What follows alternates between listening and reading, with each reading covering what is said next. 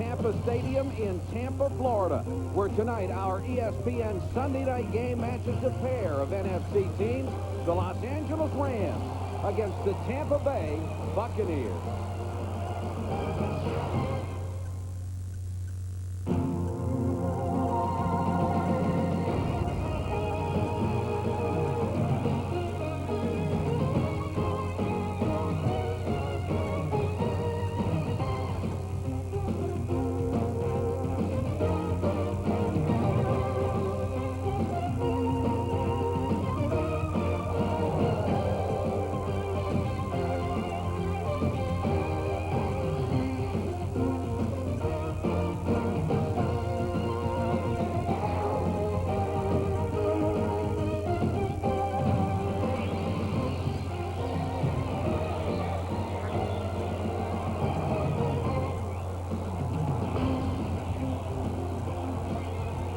Good evening, everybody. I'm Mike Patrick. After terrible seasons last year, both of these clubs went for veteran head coaches to rebuild their franchises. The Bucs for Sam Weiss, the Rams for Chuck Knox, and his sterling reputation for turning things around. Under Knox, the Rams have seen the resurgence of three of their biggest stars. Cleveland Gary leads the team in rushing and receiving. Kevin Green is once again a pass-rushing threat. And though it's been a struggle, Jim Everett has produced. To a man, the Rams believe in Chuck Knox. He is a man that believes in ultimate professionalism, doing things, doing the little things that it takes to get the job done. Not just the big things, but the little things, the key block here and the key read here. Not just making the big play, but the little things leading up to it. As always, my pleasure to be working with Joe Theismann. And Joe, I think the biggest thing that Chuck Knox has done with this franchise is the consistency he always brings, because they've been competitive in nearly every game. And he also adds discipline. When you have a young football team, you have to teach him discipline. Sure, he has his 3 stars, but the important thing is he's got 17 players that are either in their first or second year in the league. And as a part of the Rams, they haven't experienced success. As a matter of fact, some of them have no NFL experience whatsoever. So it's going to be up to Jim Everett, Cleveland Gary, and Kevin Green to show leadership, not just at the end of the season, but on into next year. Sam Weiss has always been the eternal optimist. He sees the glass as half full, but when he came to Tampa Bay, he couldn't even find the glass, let alone the water. And right now, the Bucs are trying to avoid their 10th straight 10-loss season. Sam Weiss and the Buccaneers had a terrific September, winning 3 of their first 4 games.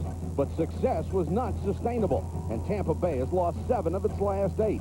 Now, as the season heads down the final stretch, Weiss demands a bigger commitment. Winners prepare like winners even when they're not winning. And that's where we are right now. We're finding out who the winners are on this football team. Are they preparing like a winner would prepare, like the playoffs are on the line every week, even though we're not winning at this point? Those are the guys you want to stick around with next year and start your team. Sam also wants his football team to finish. He wants them to finish blocks. He wants them to finish tackles. He wants them to finish runs. He also wants to find out about whether Vinny Testaverde can be a starting quarterback. Can Broderick Thomas and Keith McCants be leaders on defense? This game has no playoff ramifications, but he wants his guys to play like it does. And they hope Vinny will play that way tonight. He got off to a great start this year, but is faded, has only 2 games with more than a single touchdown pass. And Jim Everett for the Rams, his numbers much better than a year ago, but last week he was benched in the 3rd quarter and was none too happy about it. The Buccaneers have won the toss. They'll receive. And Tony Zendejas is set to kick it away for the proud L.A. Rams. Thomas and Gary Anderson are deep to receive. Anderson 40, Thomas 87 with excellent speed.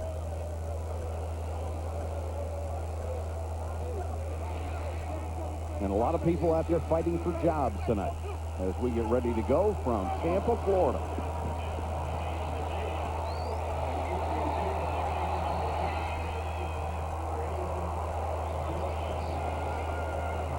Kicked out of the end zone, and Tampa Bay will start from the 20. We said Vinny got off to a great start this year, but his quarterback rating has now fallen next to last in the NFC. Reggie Cobb has moved up to 4th in the conference in rushing. He'll be the first 1,000-yard back to this club in 7 years. 25-year pro Paul Gruber, a model of consistency and durability. He's played every snap for the last 76 games. That's remarkable. The no-huddle offense, Cobb and McDowell behind Testaverde.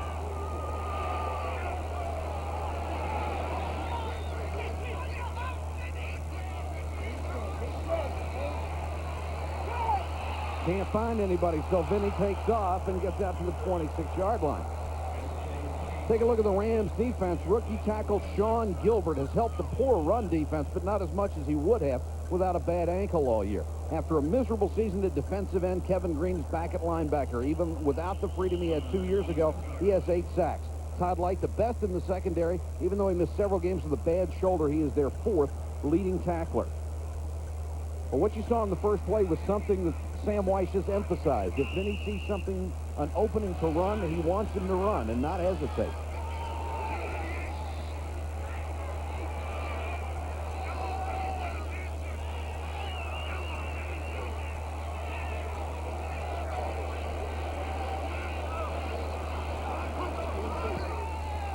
Reggie Cobb got a nice block out across the 30 to about the 33. Darrell Henley was getting the free ride from the right corner. Here's one guy that Sam Weiss is concerned about. Dick Seltzer, the linebacker coach for the Los Angeles Rams, was Sam's linebacker coach in Cincinnati. He knows about this no-huddle offense. He knows the calls. So they're concerned that he's told the defense what might be the numbers.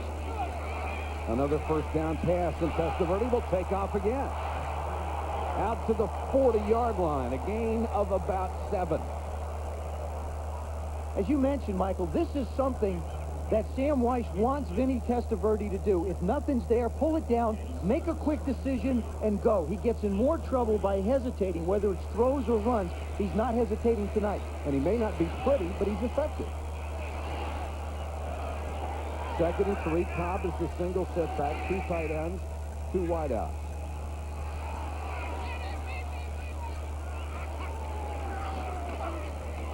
Cobb. And Sean Gilbert, the #1 draft choice, got him after a gain of a yard, and a flag comes in very, very late.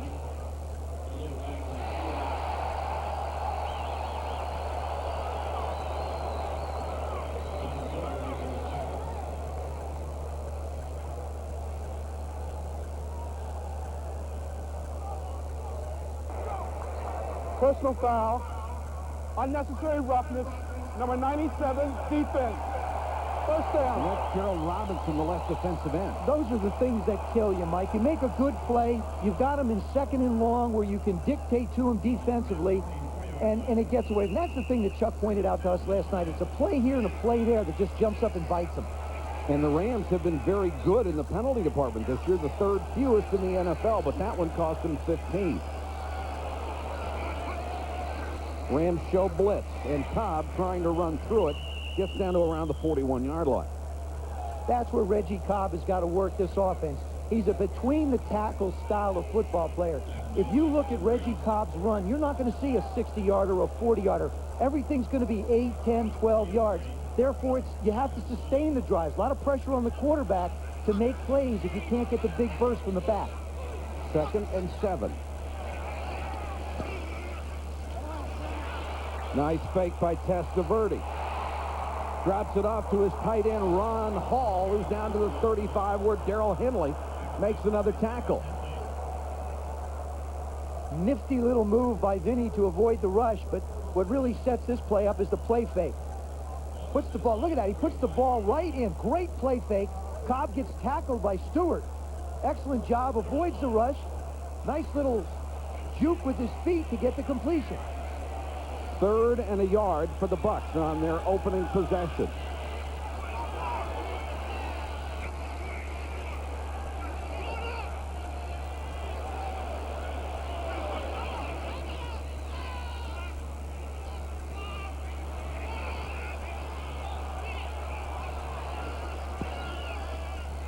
Cobb dances off one tackle down between the 38 and the 39-yard line. Depending on the spot, it's going to be very close. Sean Gilbert again on the stop. Sean Gilbert is really starting to assert himself. Number 90 in white. Watch him take on the blocker. Just fights it off, fights it off. Bruce Reimer's been around a lot of years. Good job, plays it off, makes the tackle. Number 3 pick in the league this year. Big adjustment from defensive end where he played at Pittsburgh in a 34. And visiting with him last night, he has a great perspective of what he has to do to get better in the National Football League. The study habits, learning how to play off double teams, learning that if 2 guys are blocking him and he can occupy them, then that means that a linebacker can make a play behind him. Those are tough things to learn for a rookie. You get the feeling with Gilbert and Boutte, the other rookie tackle, the Rams are going to be set in the middle of that defensive line for a long while. First down, Bucks.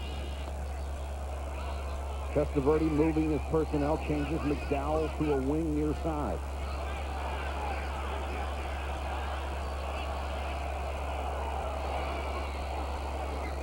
Draw, Cobb. Nowhere to go, cuts it outside. Todd Light forced him out of bounds, went for the roadblock. Got him at the 26-yard line. Joe, you mentioned he does not have the blinding speed, but he's got the moves and a very versatile back. He said something very interesting. He said that when he gets the ball, they let him be instinctive. There was a case of pure instinctive running. The point of attack was completely clogged up. He just bounced it outside. This is against the 28th ranked rush defense in the NFL. But nobody so far this year has just been able to march up and down the field on them. They've broken some big plays. Cobb dragging a tackler with him. That's Kevin Green, the linebacker, down to the 20-yard line. It'll be another first down. And an impressive opening drive for Tampa Bay.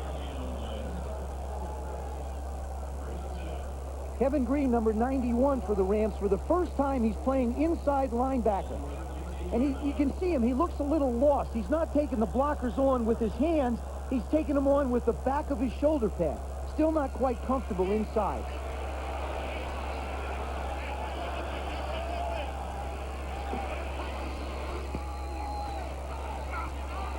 Cobb spun off a tackle, and Green came up to wax him at the 20.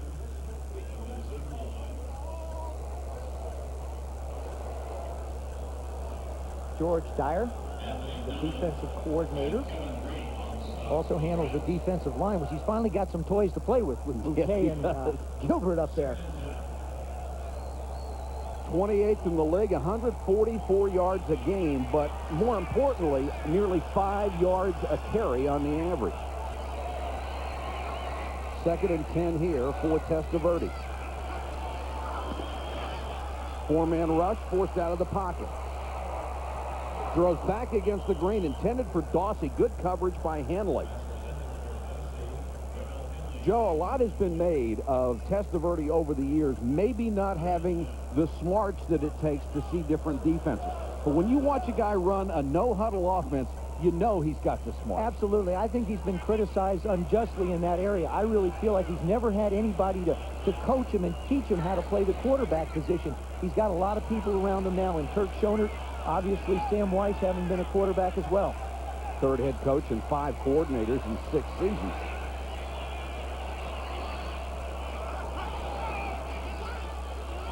Third and 10. They go with a short pass. It's going to be way shy of a first down. They pick up only about 3 yards on the short completion to Carrier, and he is swarmed by the Rams defense, and this will bring in the field goal team. 3rd down and 10. You want to dictate to the quarterback. So what you do is you make the receivers run blitz break-off, and you make them do this. Make them run the short 5 or 6 yard routes. Bring the corners off the corner. See Dawsey just slide off the line? That's his read. That's what he's supposed to do. Good defensive job right there. Eddie Murray, the former star with the Detroit Lions, will come on to try from 34. And knocks it through. And every field goal attempt this year in the L.A. red zone has been good. They're down 3-0. It's 3-0 Tampa Bay. They take the opening kickoff and drive for the field goal. Drive of 64 yards in 13 plays, took more than 6.5 minutes off the clock. Murray to kick it off. Del Pino and David Lang, 38 and 39, and deep to receive. And Del Pino just came back off IR a week ago with a kickoff. Has the steam. Across the 30 to the 35-yard line. 8 minutes, 12 seconds to go. First quarter, a return of 19, and the Rams will set up shop at the 35. 3-0 Bucks first quarter. Let's look at the Rams offense. The quarterback, Jim Everett, bouncing back from the 2 worst seasons of his career. He already has more touchdown passes than all of last year. One of the reasons, the ground game. Cleveland Gary, 6th in the conference, on the verge of a 1,000-yard season. Jackie Slater in his 17th year, the dean of NFL linemen and one of the best who ever lined up at tackle.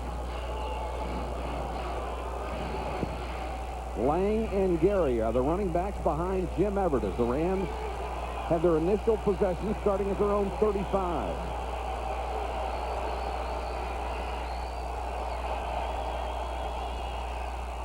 Cleveland Gary with the opening carry, lost the football. Bucks say they have it. Let's see.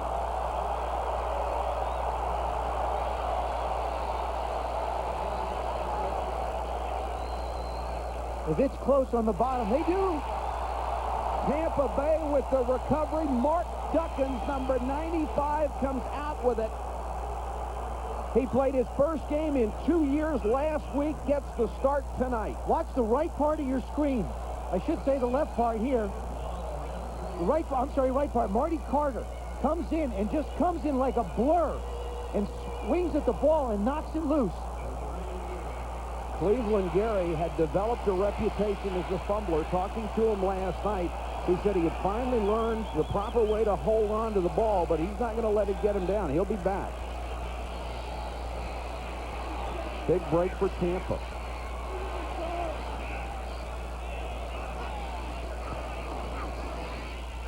Play action, Testaverde.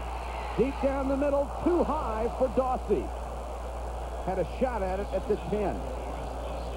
Cleveland Gary lost his job with the Rams because John Robinson tired of the fumble, even though everybody acknowledged that Gary was fumbling, struggling to get extra yardage. And he told us last night he has such big hands, he always palmed the ball instead of tucked it away. His ring finger is size 14. My big toe.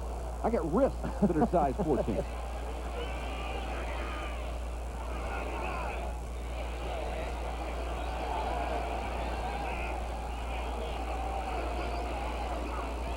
On 2nd and 10, Cobb again, a nice cutback, and he has 7 or 8 yards. Stopped by Pat Terrell, number 37, coming up from his safety spot.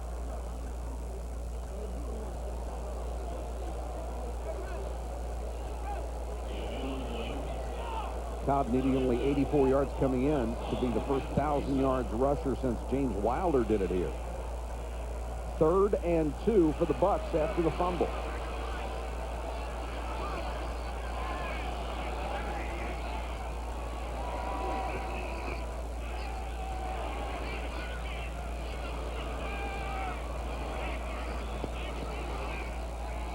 Cobb will not get the first down. Michael Stewart came up from the safety spot, and Joe, they've got 3 of them in the lineup right now. Well, what happens there, the reason why is because Tampa Bay is not substituting short yardage people, so the Rams decide to leave in their configuration the way they want to play it on defense.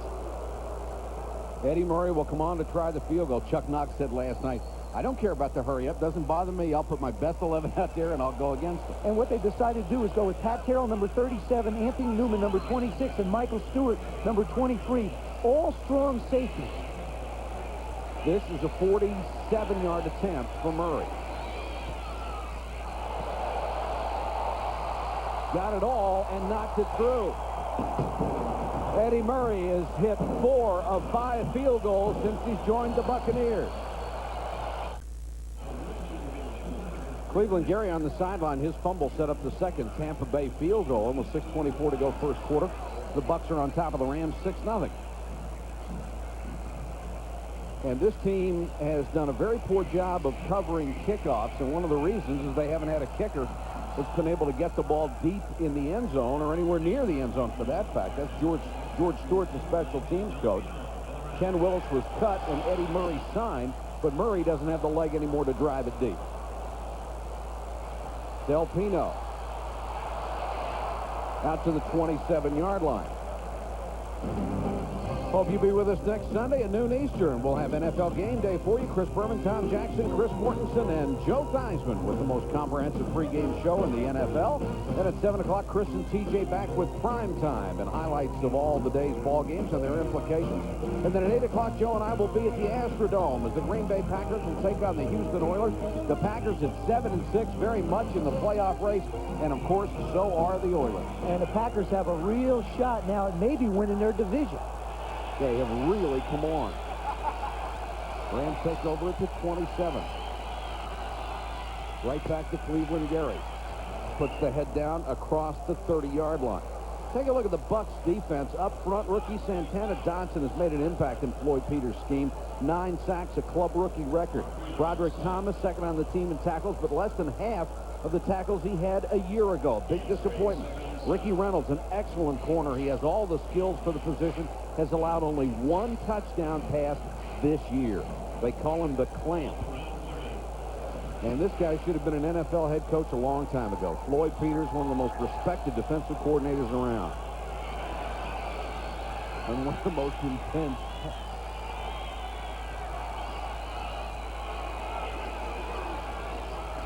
Gary. Stuffed. Got maybe a yard. Derek Brownlow, number 55 in the middle linebacker, got the first hit. Jim Everett much improved this year because of that man, Ted Toner. Ted was brought in by Chuck Knox to specifically be the Rams quarterback coach. Give Jim somebody, when he comes off the field, that he can talk to about his footwork, about staying focused on what the defense is doing and staying focused on what he's supposed to do to help his team win. 3rd and 6 as Everett goes to the shotgun.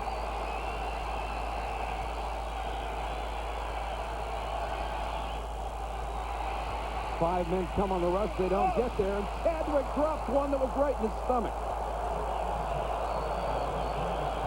Everett with the perfect throw, and Jeff Chadwick, the 10-year veteran, just couldn't handle it. Chadwick is Mr. Reliable, has been in the past. That time it got away from him.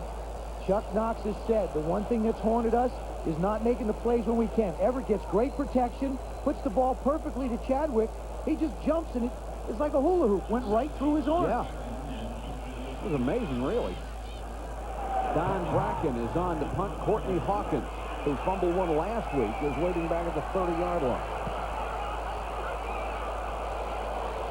Nice kick by Bracken. Hawkins driven back to the 26. And gets it back out to the 33. The Rams hold it to a return of 7. They have the worst punt coverage unit in the NFL.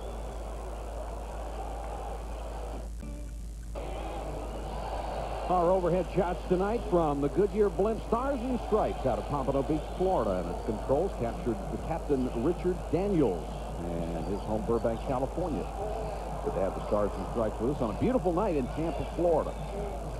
Bad news for the Bucs. Ron Hall, their outstanding tight end, has a left knee injury and is not going to return tonight. Hall has just had a sensational run of 5 years here.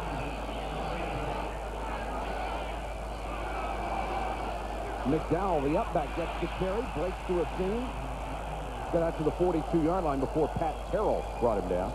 He took over the starting fullback position in October and has really done an excellent job. He gives them a lot of bulk, big guy, low to the ground, got that low center of gravity, gives you a good blocker for Cobb.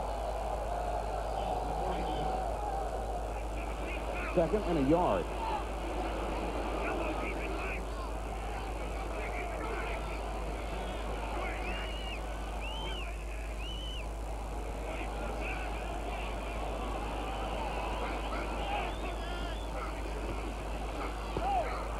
Cobb has the first down, gets it out to the 44-yard line.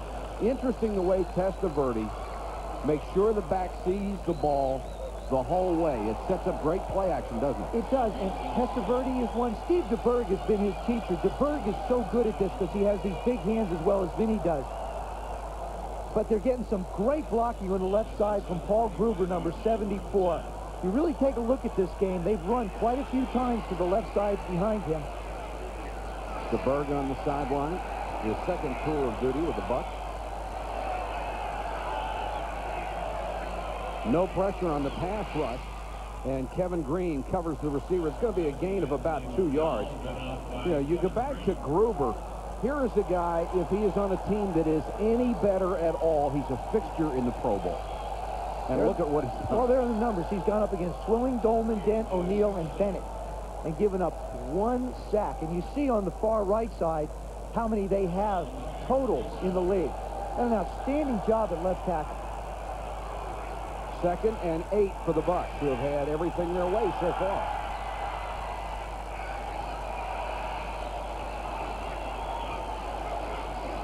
Cobb again, just shy of midfield, cut down there.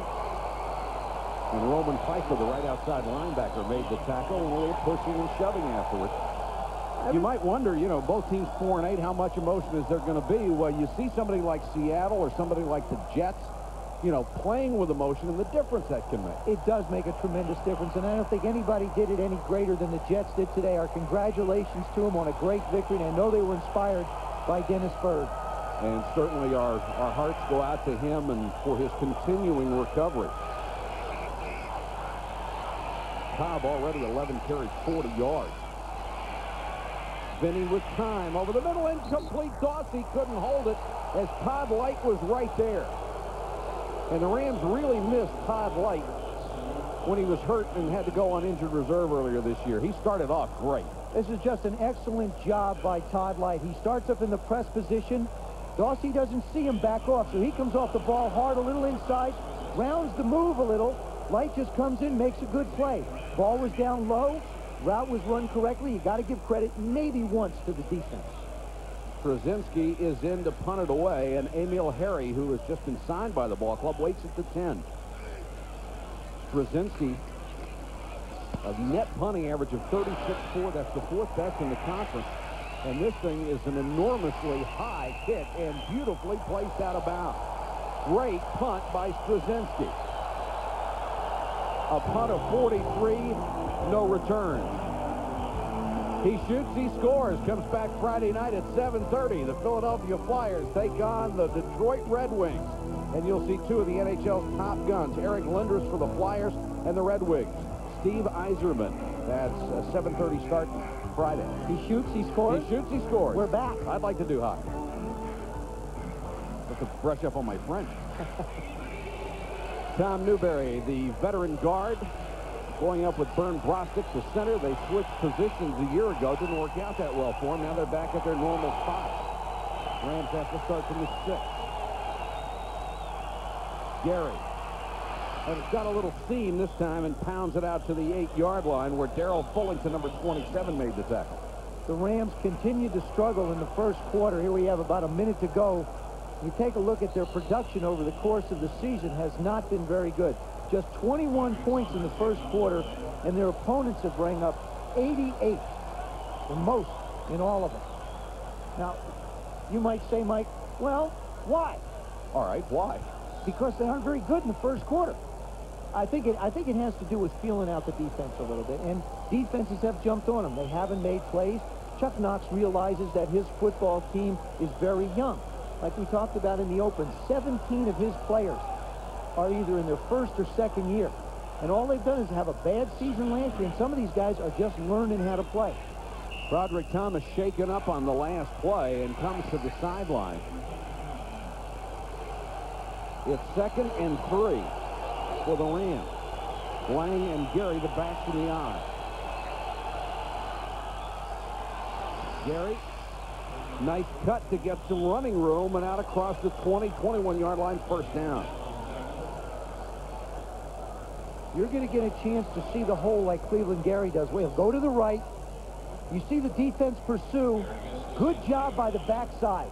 Excellent job by the backside, cutting off their blocks, staying with their blocks, allowing them to pick up the extra yards. Especially the left tackle, Gerald Perry, number 64. And a good look at Cleveland Gary out of Miami. Resurrected his career under Chuck Knox. Very, very impressed with that young man, talking to him last night. 20 seconds to go, first period. Bucs show blitz. Here they come against Everett. With time, it's incomplete as he threw for his tight end, Pat Carter, and it's knocked away by Jimmy Williams, the linebacker. Usually don't get that kind of time against the blitz. No, you don't, but his line did a good job. But the problem is Jim Everett needs protection up front. He needs the front to stay solid for him. Here he has no way to step into the ball. Jim's got to step. You see it right here? See the pressure right there in front of him? That's not the kind of throws he has to make. He has to stride. He's a long strider. He's got to stride into the throw to be effective with it. And it was very obvious he was throwing that one off his back foot. 2nd and 10 with 13 seconds to go in the period. Mike Patrick, Joe Theismann with you from Tampa, Florida. Delpino in at tailback. Moves the pile forward near the 25-yard line. An impressive first quarter for the Tampa Bay Buccaneers. A pair of field goals has Sam Weich's club on top of Chuck Knox and the Rams. 6-0. On the last play, we were just talking about Jim Everett needing room to step up, and it's ironic that the other guy in this league who needs it just as much is also on the field tonight. They're both the same height, Mike. They're both 6'5" and long striders. Take a look at the left of your screen. Jim Everett will go first. This was during warm-ups. That's when a quarterback really starts to get grooved. You see him set. Now see the long stride right here, how he has to step into the ball. That's why it's important that the centers and the guards do a good job of stopping the pressure up front. Vinny Testaverde, same kind of size, same kind of height, same kind of stride. Long strides going back. You see him step forward, same thing. Needs all that room to be able to step into the ball.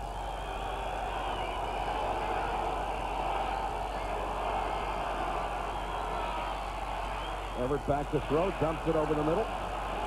Price, the tight end, trying to stretch for the change. Got it out to the 31-yard line. Milton Mack and Darrell Fullington made the stop.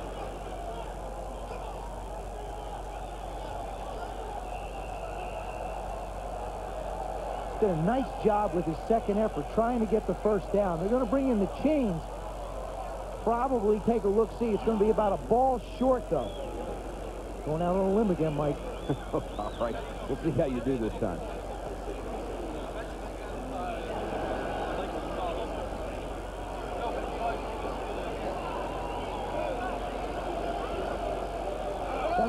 That's a little tiny ball, like a pee-wee ball. I thought you said a yard short. I said, no, about a ball short. Okay. A golf ball in that. Golf ball would fit. Doesn't matter. Knox with his second tour.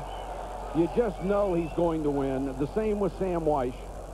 People who can coach in this league can do it at any franchise level. And the Rams will punt it away. And Courtney Hawkins will go back to his 30-yard line. Bracken's first kick, as you see, 43 yards. And Hawkins, the rookie, waiting at the 30-yard line. So the Bucs have done just about everything they wanted to so far tonight. Leading 6-0. They stop the Rams every time.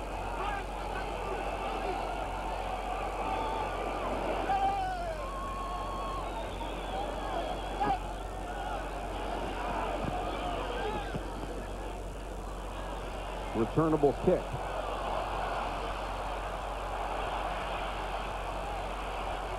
And Hawkins is thrilled, and there's a flag down. That will be the inevitable block in the back. A loss of 4 after a punt of 38. Todd Kinchin, the rookie wide receiver, was down to make the tackle on special teams. If you're a return man and you start running laterally, you're going to get one of those illegal flags. block. Number 87 during the return. First down. That's George Thomas, a backup wide receiver, who's called for the penalty. Todd Kitchen, number 81, makes a little move at the line of scrimmage like a wide receiver has to get downfield. Keeps going, gets blocked once, twice, 3 times, getting pushed, fights off, and just doesn't quit. That's the key. You just can't ever stop. Great hustle by Kinchin. So the Bucs will have to start from their 19.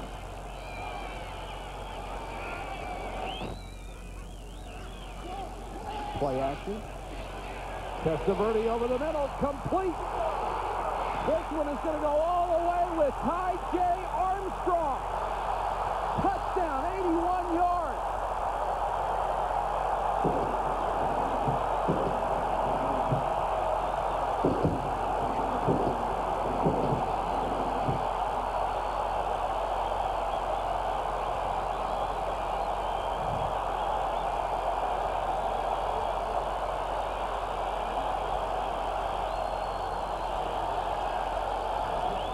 third-round draft choice out of Mississippi. It's his second catch of the year and the longest pass play for the Bucs this season. Sam Weiss couldn't find enough guys to go out and congratulate. He was running up and down the sidelines. Murray on for the point after.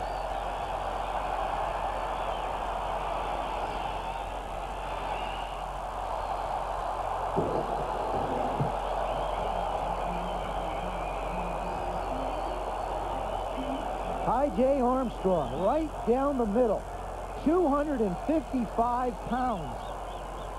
Good play-action fake. They've been setting it up on. It just froze the linebackers long enough to get them down the middle, and you see the throw. Nice touch throw. You talk about power. There's two safeties, Newman and Terrell. Absolutely bounce off. And Vinny Testaverde knew he had him and just got the pass over the outstretched fingertips of Larry Kelm. And Sam Weiss, the ever enthusiastic. And you know too, Mike, besides being enthusiastic, he's a big fan of Vinny's. He wants him to succeed. He really does. And once you enjoy a little success, it's just like failure. If you get a lot of it like they've had here, you start to accept it. He wants them to start to accept success and get them more and more and more. Vinny came out of college as the Heisman winner, and there is J. Armstrong, the rookie tight end. He has never been surrounded by much of a supporting cast here, as their overall record is a brilliant indicator. But Testaverde is going to have to prove to Sam Weiss that he is the quarterback of the future, or the Bucs are going to have to go somewhere else. See, he's doing like a typical quarterback. You go find the guy you threw to, and you talk to him on the sidelines a little bit, because it makes both of you feel good.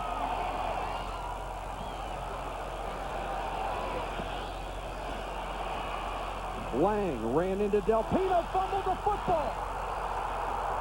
Picked up by the Bucs. Roger Jones. It's a touchdown, but there's a flag on the play. Let's check it. Roger Jones, the defensive back out of Tennessee State.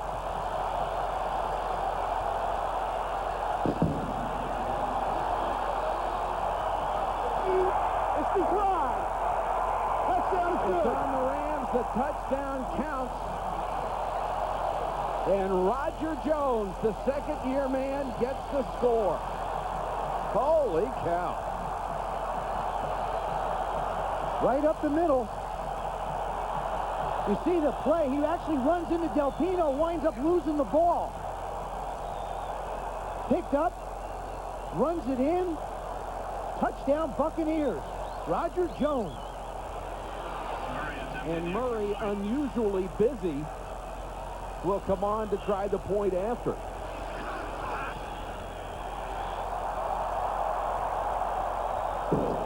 $13:49 to go first half. Bucs 20, Rams nothing. Howard Tippett, the Rams special teams coach, and a witness to a disaster. You saw what he did with the pictures. Yeah. Crumbled them up and threw them away. David Lang just actually runs into Robert Delpino, and it wasn't the tackle so much, but it was Delpino when he ran into him that sort of jarred the ball loose. The Bucs have scored 14 points in the last 32 seconds, and that was the first points of the year for their coverage team. Lang will try it again. Out across the 32 to the 33-yard line. Roger Jones made the tackle. Mike, if you're going to be down by a lot of points, you want that guy right there. The Big E, Ernie Zampese. Great offensive coordinator, of course, was there with Air Coryell and was responsible with Dan Fouts. I believe he's got to start opening this game up. 20-point lead, you say it's through the second quarter, you don't want to get out of your game plan. No, you don't want to get out of your game plan, but you have to start picking up chunks of yardage because you can't afford to punt this ball away back up in your own territory like this to the Bucs when they're on a roll. On the other side of the coin, it is really not Chuck Knox' nature to get pass happy, even down 20. Right, you don't have to get pass happy. You just have to be methodical and picking and choosing. I believe they're going to have to put it up more, though. The 3 wide receivers in the game.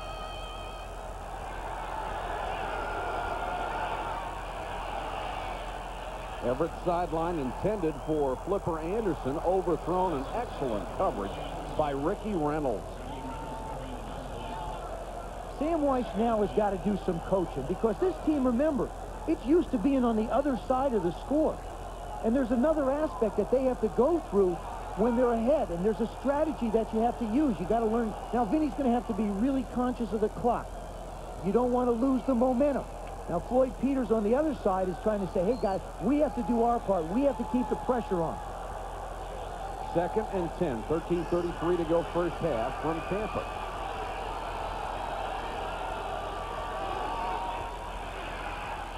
Everett to the air again. Price, the tight end, struggling to get to the sticks, and does. Safety Marty Carter, number 23, was over to make the stop. The Tampa Bay secondary has played very well this year. The problems that they've had have been up front. They're a little bit overmatched in the defensive line. Keith McCants, who's been moved from linebacker to defensive end, only weighs in at 265. Of course, Mark Wheeler's just a rookie. He's learning to play. Santana Dotson, a rookie. So the problems have really been up front more than in the secondary. And really, with McCants and Thomas, the two superstars on this defensive unit, they have both had off years.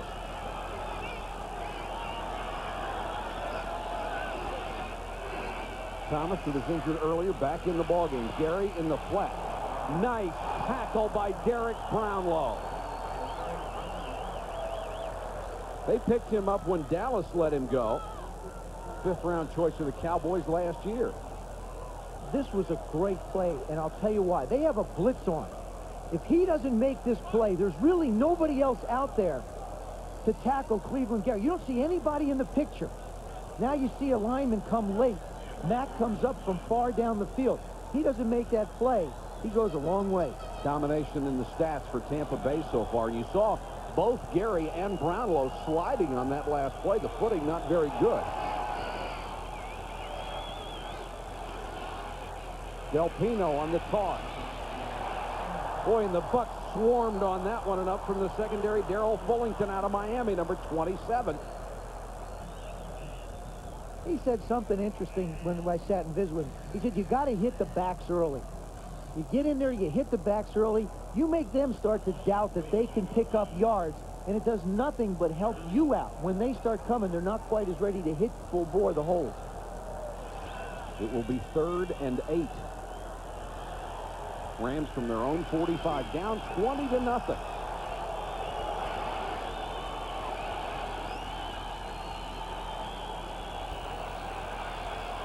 Everett chased out of the pocket. Throws on the run, wide open. Price, what a job he did to get the toes down. Jim Price out of Stanford, a gain of 25, and what awareness of where he was. And what great individual effort by Jim Everett to make the play alive. See him scrambling, not his strong suit. Puts a nice touch on the ball. Oh, that's a nice catch. That's just a nice catch. Santana Dotson is the one working against Gerald Perry. He takes him outside, comes in, doesn't even realize. He thought Jim had thrown the ball, lost sight of the quarterback, and allowed him to get outside. First down, Rams. Cleveland Gary. No place to go, cuts it back, picks up a couple. Ball came loose, but after he was down.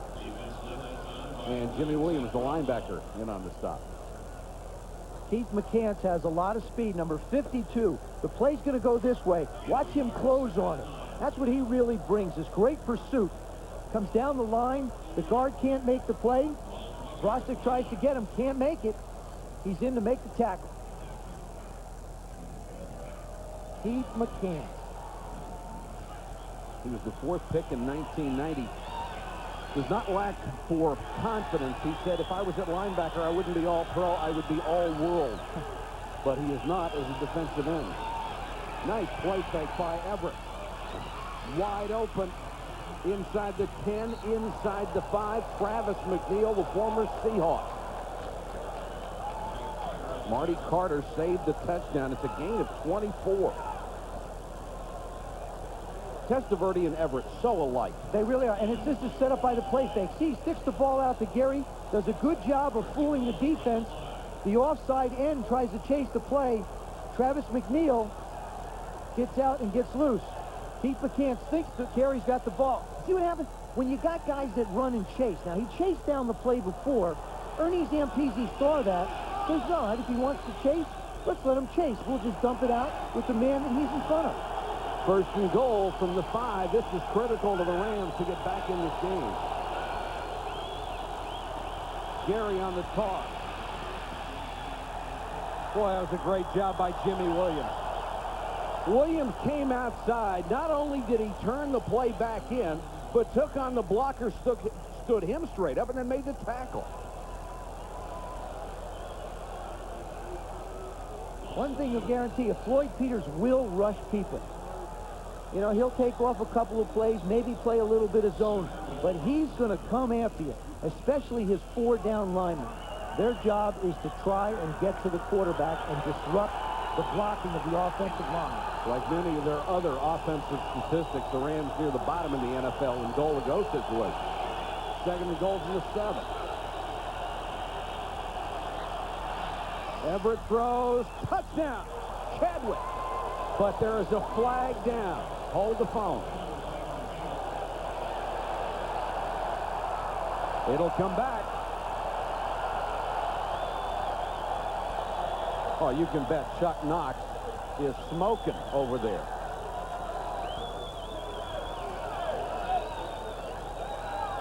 Well, is there any question they scored a touchdown? Would you decline it? Yeah. What's everybody looking at the sideline for? Illegal motion. 89. Offense. Still second down. And Chadwick is the guy who caused the penalty in the first place.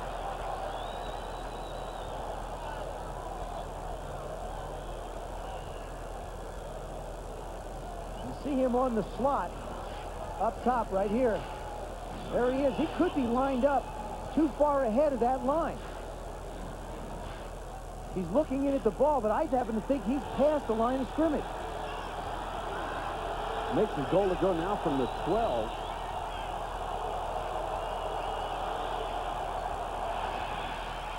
Everett with time, throws over the middle. That was nearly picked off.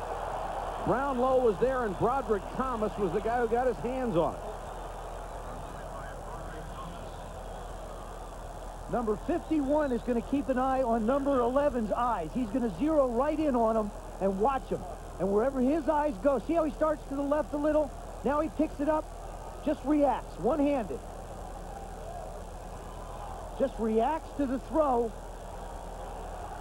Almost makes the interception. Well, if he doesn't get it, Jimmy Williams is going to get it. See, Jim can't see his eyes because he's got the shield on. Third and goal from the 12. The Rams with a 19-yard field goal on the board with 7:29 to go first half, but they trail the Bucs 20-3. And Chuck Knox passed up the opportunity to go for the touchdown. You think it was a good decision? I do. I think when you're that close, you have to put points on the board. You're down by 2 field goals and 2 touchdowns as it is. And the way that they're down is by mistakes. So, I mean, you know, and we saw they opened up the offense a little bit down the field in a hurry. That's what I think they're going to have to do the rest of the game. Put it in Jim Everett's hands. Let him make the plays. Fumble on a kickoff return cost him a touchdown. Another fumble cost him a field goal. Then they get a touchdown, have it called back by a penalty. Zendejas to kick to Anderson and Thomas.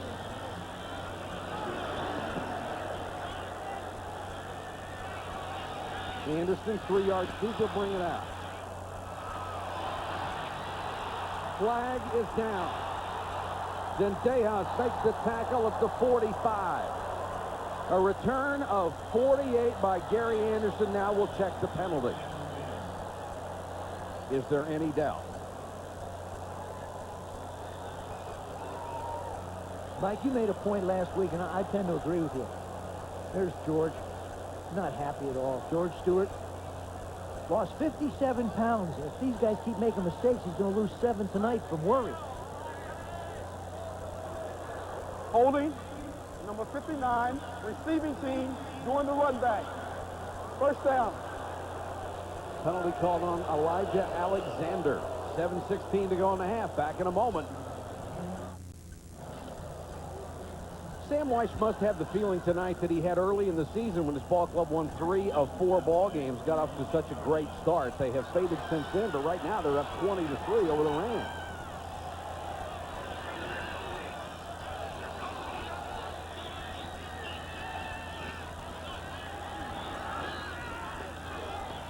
Cobb picks up another 4 yards. 12 carries, 44 yards for Reggie Cobb. Took him 960 for the season. Vinny Testaverde having a much better year. A couple things stand out. Obviously, the touchdowns versus interceptions, but a key thing for him, confidence comes from completing passes, and that's the number to me that's very important. You get up around 60%, you're going to have an opportunity to make some plays and pick up yardage. 2nd and 6.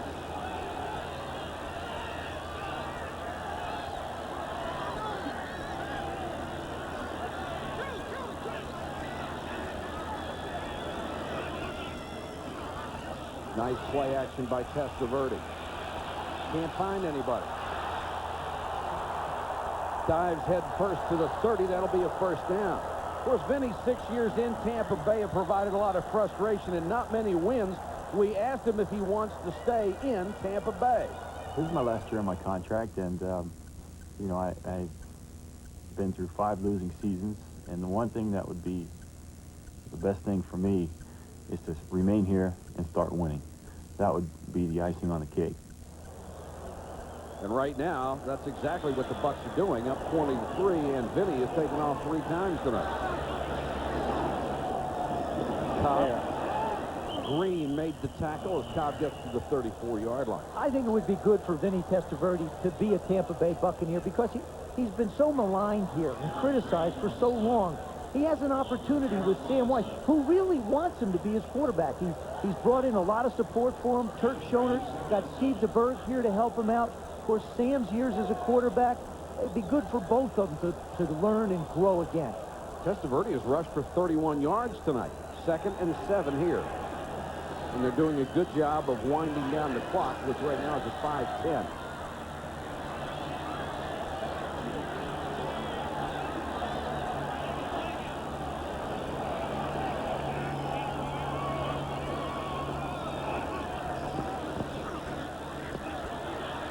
Vinny with time and throws wide for Carrier. Covered by Todd Light and very, very well. Every quarterback is more effective when he has a lane to step up into. He's going to step through. Surveys the defense. You see Green go back right here. That boy, that you just live for that as a quarterback. Perfect passing lane to step up into. Nice job again by Todd Light. They've got some people who can cover one-on-one in that secondary, but they play a lot of zone. Few Notre Dame guys in this league that can play, aren't they? Yeah. Good pass protection, and Testaverde can't find anybody again. Here he goes, Vinny. They'll mark it at the 46. He's got another first down. Well, he must have seen Randall Cunningham play this afternoon. He's going to go for 100. Todd Light doing an outstanding job. That's the reason why Vinny Testaverde has to run so much. He's on Dawsey, and I mean, he's on him like a shirt. There is literally nowhere for Dawsey to go. He's trying to help out. Quick back to action, and Vinny throws complete down to the Rams' 40-yard line. That time he took his shirt off. Manages to get open. Carrier making the reception. First time tonight they went on the quick huddle out of the quick play out of the no-huddle offense, and now they're trying it again. Cobb cut it back. Beautiful run by Cobb, pulled down at the 31-yard line.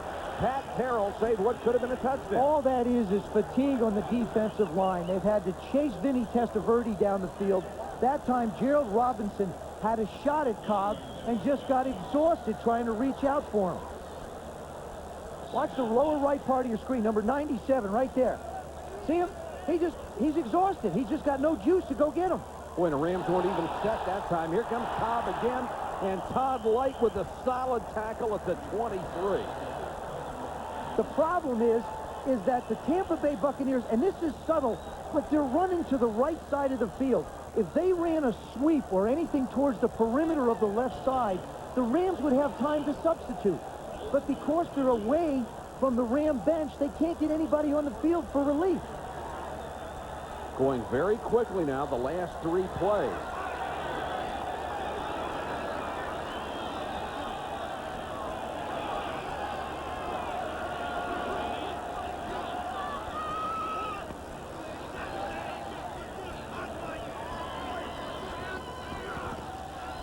Cobb again makes that now familiar cutback move down to 17.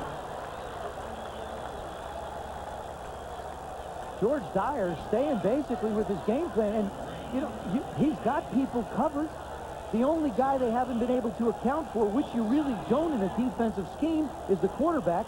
And Vinny Testaverde is not the kind of guy you're going to stay up late at night and say, who should we put as a spy on?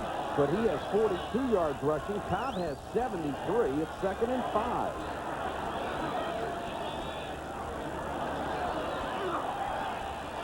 Then he floats it for the end zone, out of bounds. Flag is down. Was intended for Carrier. Henley was on it. And Henley protesting the flag. Vinny pumps the quick post, and they turn around and go to the quarter. And that's going to be an illegal chuck.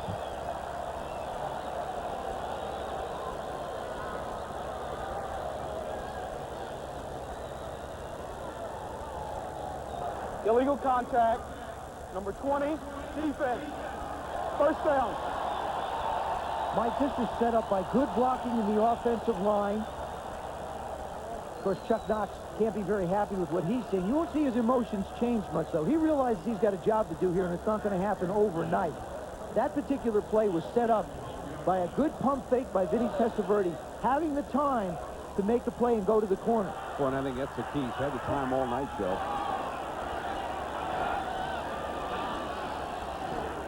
On first down, Cobb will get the carry. Larry Kelm had him around the ankles. Brings him down shy of the 10, and we have reached the 2-minute warning. Actually, 1:59 to go first half from Tampa Stadium. It's 20-3 Bucks.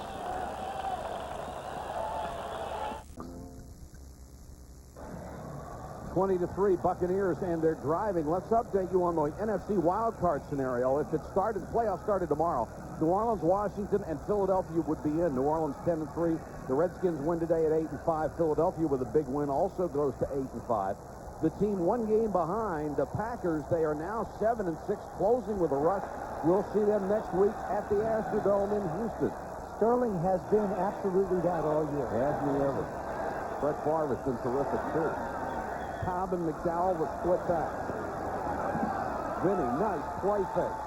Can't find anybody. He throws it out of bounds.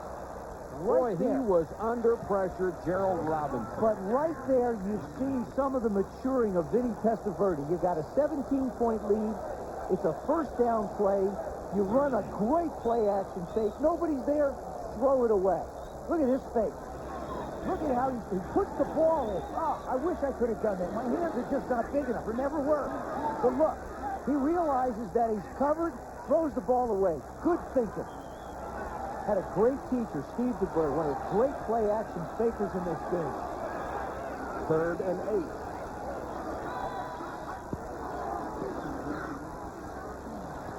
Testaverde again changes receivers, throws, touchdown, Carrier.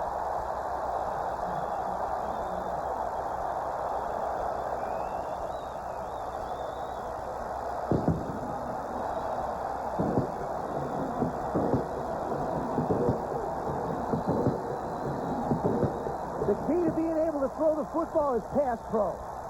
Look at this right here. Stop it right there. Look at that. Look at this. Look at what he's got to work with. Plus, he has a throwing lane to go to. Oh, that's just great execution by the offensive line. Eddie Murray for the point after. And this team that is averaging 17.5 points a game has scored 27 in the first half against the Rams. 27-3, the Buccaneers over the Rams. Closing moments of the first half, our Budweiser storyline from Tampa, Florida. Testaverde has had a fine first half. Jim Everett has only thrown for 66 yards. Tampa Bay with the 14 points in 32 seconds courtesy of a turnover, and 2 takeaways have resulted in 10 of their 27. Del Pino and Lang will try to get some field position for the Rams. Another very short kick. Del Pino dumped and goes down head first at the 27. Let's go back to the touchdown pass and watch Vinny. Okay. So let's look at Carrier first. Top left of your screen. Henley's off in the zone. They're on the 10-yard line. He's just giving ground at the goal line. Carrier just breaks it in. Vinny finds him. Now, by Vinny looking away, he sort of lulled Darrell Henley. See how he looks to the right? First receiver's not there. Second receiver's not there. Let me go to the third guy. There he is. Let me fire the ball. Touchdown, and I'm a happy guy. Vinny when we talked to Vinny, he said, this game is like this Super Bowl. The nation gets a chance to see what he's all about. Well, I'm sure they like what they've seen so far. Del Pino on the screen from Everett. And Del Pino gets 9.5 yards out of it, out across the 35-yard line where Marty Carter ran about a bounds. Del Pino just back for his second week. Excuse me, Joe. The Rams have a lot of offensive weapons to put some points up in a hurry. And they're going to need him.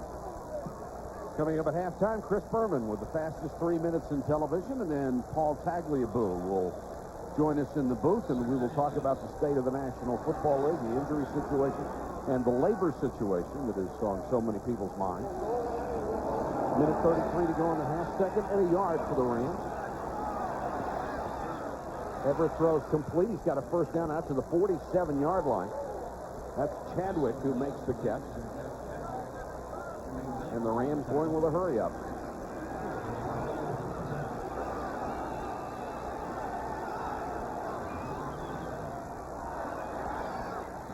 Del Pino out in the flat across midfield. Ball came loose. They're going to say it's down at the 49-yard line. The Bucs will protest, but to no avail. Now, you know, he hasn't really been in much game action. He just got activated. So the ball is not as comfortable in his hands. We've seen it early. He gets it out away from his body a little bit. He's got to play himself back into game shape. And tonight we're seeing the effects of a little rustiness.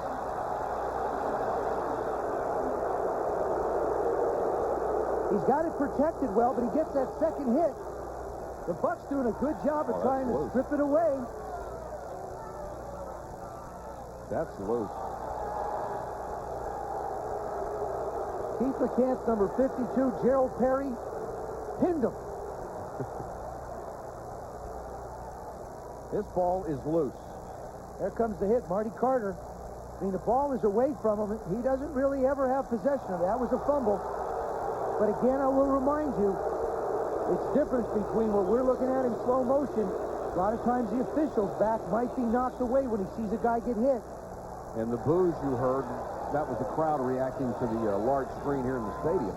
Coach Knott's finally figuring, hey, something finally went our way. Ellard and Anderson have yet to come up with a pass. I don't think one even is even thrown to Ellard.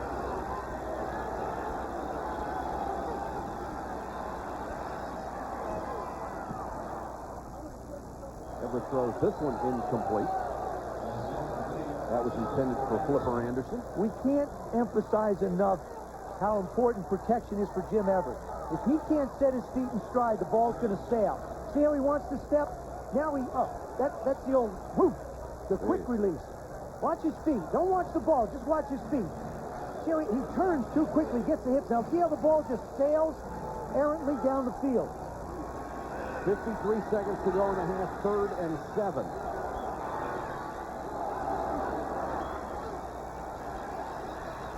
Everett able to step up that time, got it to Flipper Anderson, who dives forward and got the first down. The shorter throws, you can get away with it that way. The longer throws, you need the ability to step into it, to put the zip on the ball as well as from an accuracy standpoint. Rams have stopped the clock with a timeout with 38 seconds to go as Floyd Peters surveys his defense. If you joined us late, this is a scoring summary. Bucs got on the board first. Eddie Murray from 34 yards out. And then after a fumble, a 47-yard Eddie Murray field goal that made it 6-0. Armstrong with his first touchdown catch of his pro career. 13-0 Bucks. That was early second quarter. Jones on a fumble recovery on the kickoff. Took it back 26 yards. It was 20-0. And Zendejas finally got the Rams on the board with a field goal, but the Bucks made it 27-3 when Carrier caught the 10-yard touchdown pass from Vinny Testaverde. Now you got to do a little clock watching. One timeout, 38 seconds to go. Need to hit about a 15, 16-yard pass to give you a chance to make some throws in the end zone. Everett has the time, can't find anybody. Now throws Ellard wide open, his first catch of the night down to the 19-yard line. Clock running, 27 seconds to go. A gain of 23, and the Rams trying to hustle up to the line, and now they've used their last timeout. I wouldn't have done that. What I would have done is I would have got to the line. I would have been able to ground it with about probably 18 seconds to go. So now I got one timeout, 18 seconds.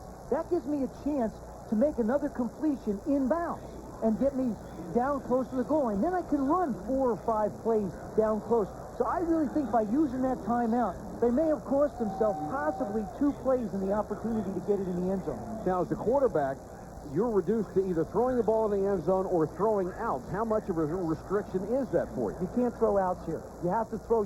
What you'd like to do in this case with 23 seconds, maybe you try and go to the wideouts, run the quick post. If they break a tackle, they're in the end zone. If you run a quick post from the 20, for sure they're going to get to the 5 or 6, and you'll get probably 2 chances to put it in the end zone before you have to try the field goal. If it doesn't take you 5 or 6 seconds to throw it, and if the guy doesn't break a couple of tackles, you still got to get back to the line and stop the clock. Ellard with his first catch would like to get another one before the half is over.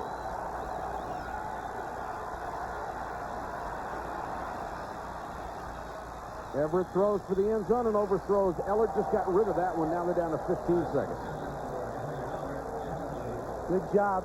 Little defensive changeup. Floyd Peters, known for his blitzing down in the red area, that time decided to throw the zone at Jimmy Everett. Got a little bit different look. Well, Rams' offensive line's done a nice job tonight. So have the Bucks' offensive line.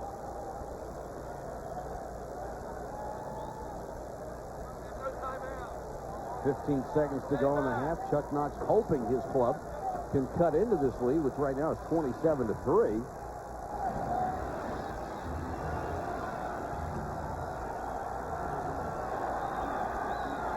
Bucks fans trying to get into a little bit, help the defense.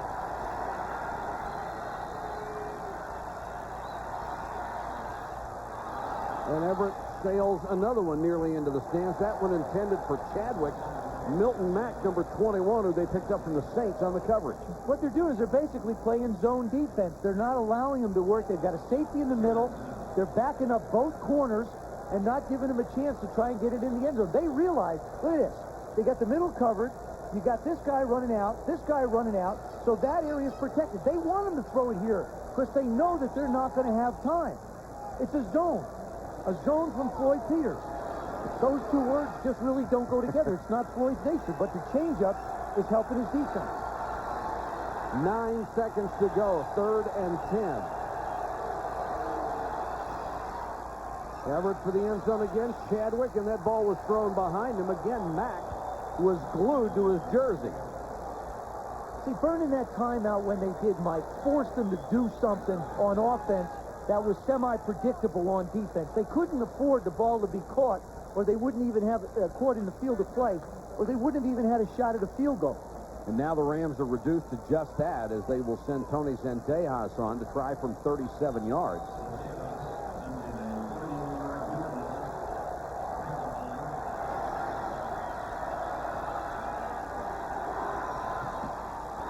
Zendejas has it blocked.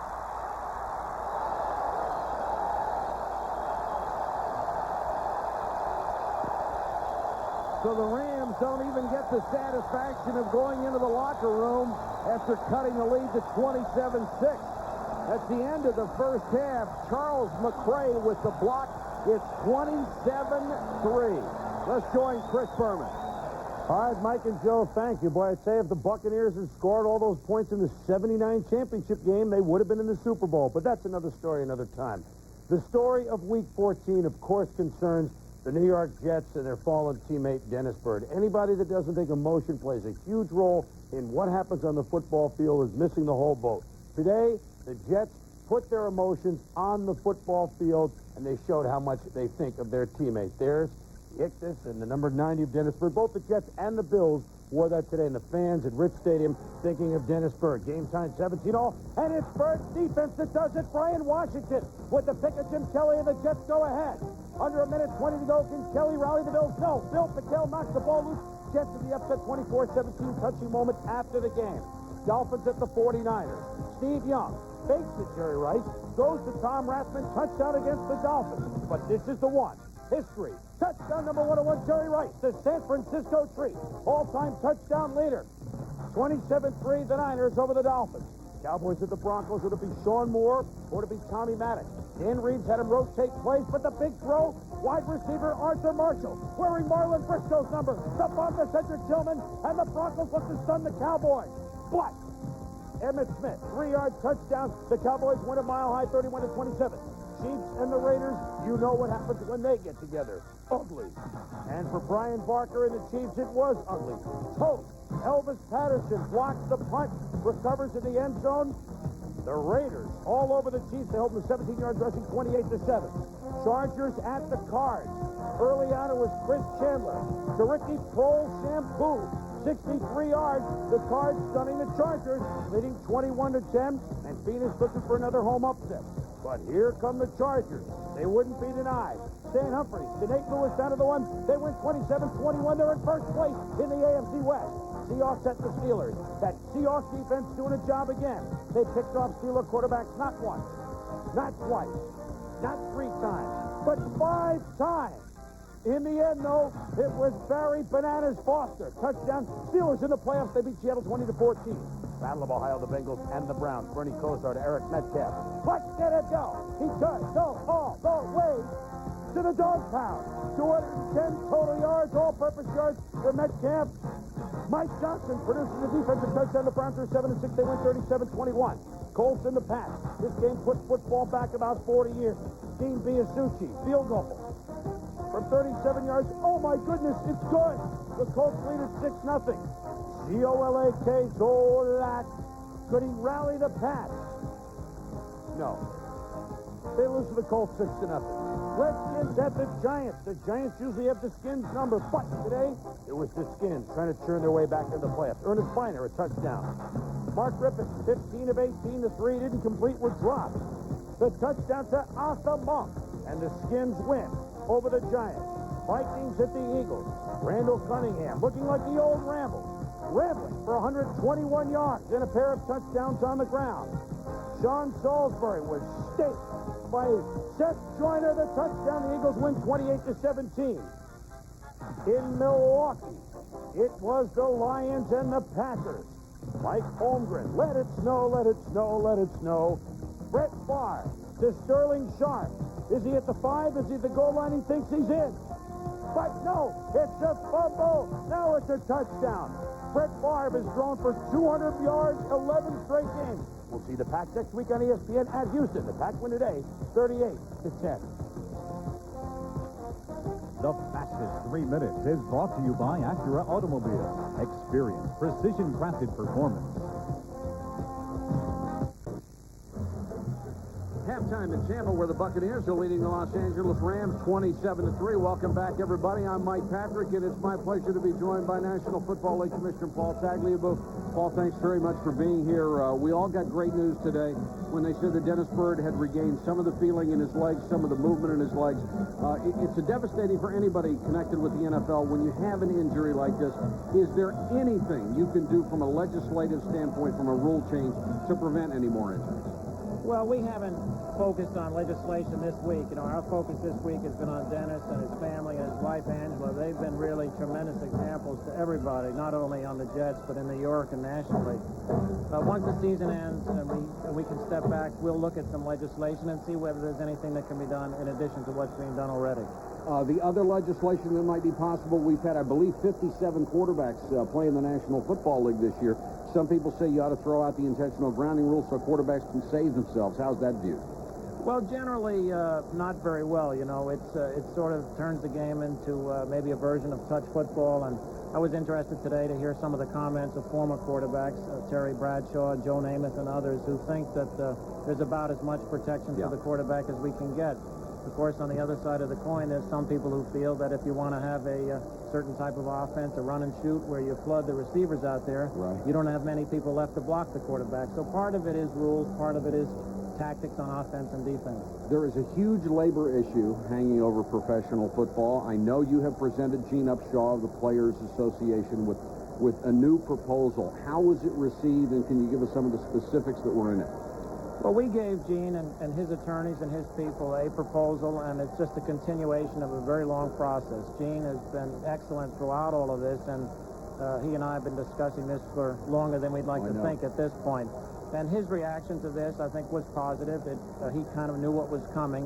We had some good business-like discussions, and we're going to try and see whether we can bring these discussions to a close within the next 10 days and hopefully produce something good for the players and good for the fans in the league. Now, if this doesn't happen in the next 10, 12 days, what will happen after that? Well, if we don't get something done soon, we'll be back in court, which I think would be a poor alternative to what we have, which is a guarantee of a certain amount of revenue being spent, a salary cap, considerably different types of free agency, plus a draft. Those are sort of the basic ingredients, and that's better than going back to court. Judge Doty has already said that if he has to decide it, you won't like it and the players won't like it. The question is, do both you guys believe that? Well, I think everybody takes the judge at his word, and we've been, as I say, at these discussions for many months, but he's given us a little additional reason to have serious conversations. Since there is no legal agreement right now for the NFL draft, if there is not some kind of a solution, will there be a draft next spring? I'm sure there will be a draft, and, you know, we already have some plans for it, but my hope is that we'll have a draft that's part of an agreement. If there is a draft, you're probably going to run headlong into the situation where juniors have been accepted into the NFL draft before. You have a great player by the name of Marshall Faulk who is out there as a sophomore. The betting is that he is going to come out. Are you going to allow a sophomore to come in unchallenged into the NFL? Well, I don't want to speculate about, you know, what Marshall Faulk might do. I think that the record really shows that the players are better off staying in college, developing, getting their education, but also developing as football players. We intend to apply our existing rules to Marshall Faulk or any other player because we really have a strong conviction long run this is better for the players themselves. So here again, I hope we don't have a problem. And I think if we get a labor deal, some of the uncertainty about how we're going to pay rookies and how they're going to be treated in the draft will be eliminated, and players will tend to stay in school. So that, again, is a big plus. All right, Paul, thank you very much for coming. We appreciate your time, and we wish you the best. We hope it works out in everybody's best interest. I hope so, too. Thank you. The Rams taking advantage of the turnover have cut the lead to 10. There are 2 of the 9 first-year coaches in the NFL this year. Chuck Knox, of course, his second tour with the Rams. Sam Weiss with his second tee. And how do all the new coaches stack up this year? Bill Cowher, by far the best, along with Dennis Green, just outstanding records. And how about Bobby Ross in San Diego, now 8-5 after that terrible start. Mike Holmgren has done a sensational job in Green Bay. Weiss and Knox both at 4-8. And Tom Flores, who had so many years of success with the Raiders, struggling along with a team whose defense has been superb. They did it again today and didn't get any help. Anderson at the goal line. And fights his way across the 25 to the 26-yard line. Tackle made by Scott Stephen, the linebacker, down on special teams. Hope you'll be with us for game day and prime time coming up next Sunday. We'll start it off at noon with game day. That's at noon Eastern time. And then all the highlights back at 7 o'clock Eastern time with prime time. Then at 8 o'clock, will be at the Astrodome, and the Packers will take on the Oilers. A couple of playoff teams to beat, you feel? Cobb and McDowell, the backs behind Testaverde. Nice play-action fake. Vinny throws short and got it out to the 40-yard line. Good catch by Carrier. That's absolutely great. I'll tell you why. It shows that the Bucs are still going to put the ball in the air. They're not laying back. They're not backing off. But what sells it again is just a terrific play fake. Vinny hides the ball. Well, if you want to teach young quarterbacks how to do it, that's a way. Nice job by Carrier coming back and going down after it. Bucs run this one in a hurry. Kevin Green in on a tackle after a gain of only a couple.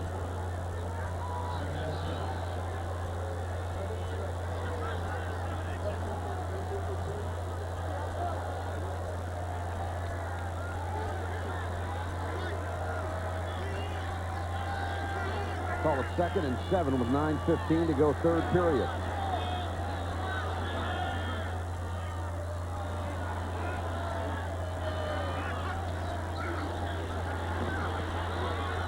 Comes a delayed blitz. Todd Light with the interception on the tip. Light with a convoy down the sideline. Todd Light to the 13-yard line. Another turnover. The return is 38 yards. Boy, this can turn around in a hurry, can't it? You know, there's weapons. That's the crazy thing about this game. Everything went the Bucs' way the first half. Now everything's going the Rams' way the second half. 2 turnovers, a touchdown, and now a possible opportunity. Vinny surveying the field. Tries to make the throw. What he doesn't see is Roman Pfeiffer slid back in there, just managed to get his hand on the ball. We've talked about Todd Light, the great job he's done covering tonight. That one he snatched out of the air. The Rams down by 10. Just moments ago, they were down by 24. They can cut it further.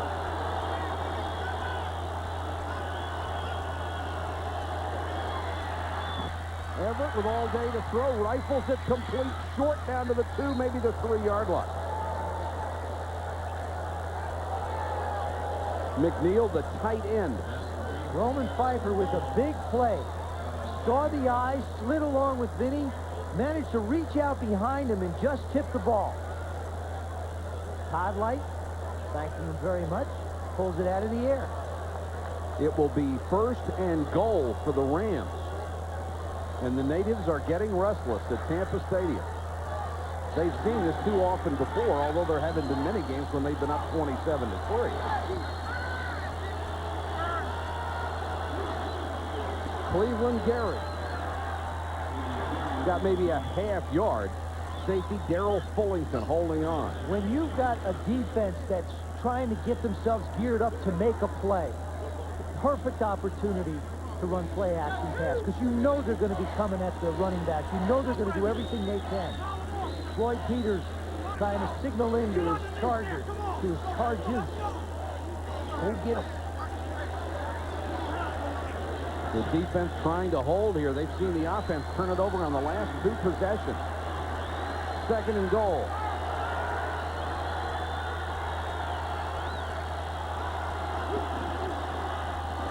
They'll go on the toss. David Lang, touchdown.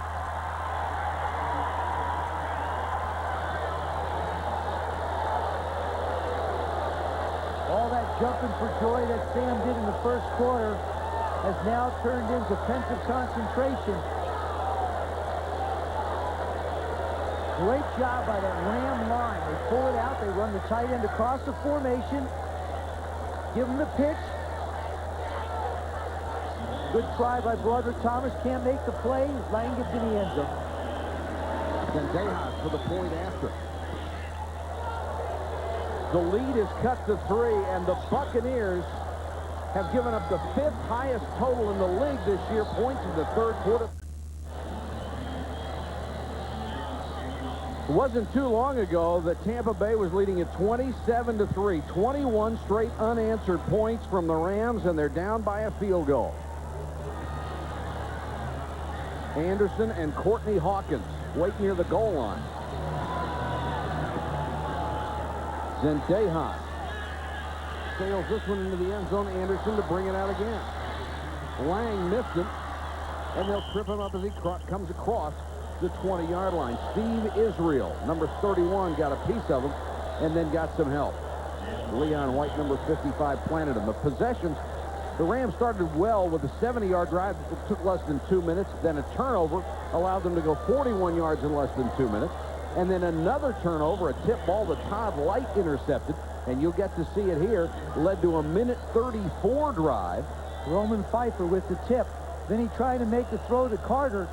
Pfeiffer going the other way, just reaches back and puts it in the air.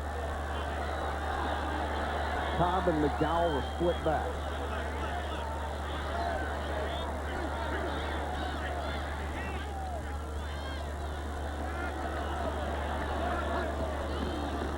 McDowell, and he is blasted by Mark Boutte as he got to the line of scrimmage.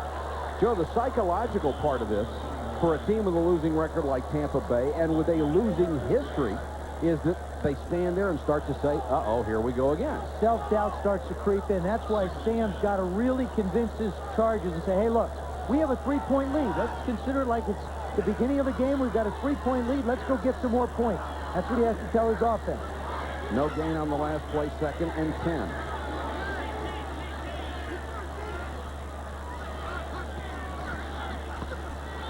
Cobb on the carry. Boutte didn't get him that time, and Cobb will pick up about 5. And you go back to your point a moment ago about Sam Weiss being the positive person that he is. He's telling them they will win this week instead of you can win. That's right. He said, we just don't match up. We will win. The 2 inside men, Boutte, 96, Gilbert, both have a shot at Cobb. He runs by both of them. Another year from now, those guys get a little older. Not too many people are going to run through their arms. 3rd and 4 for the Bucs. 5:57 to go, 3rd period. Everybody's talking on the line of scrimmage. Defensive linemen talking to one another. Vinny talking to the backs.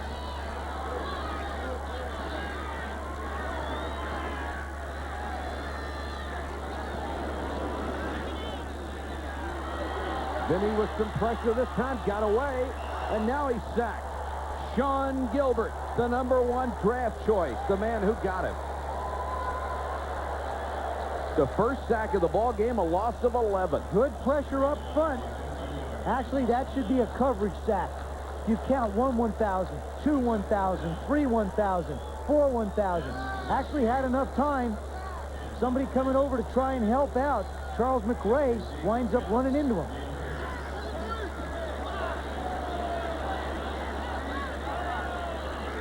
That's Emil Harris waiting back at the 45. Beautiful high soaring punt, but short. And Harry up to the 47-yard line with a fair catch, a punt of only 32. And the Rams will start in Tampa territory when we come back.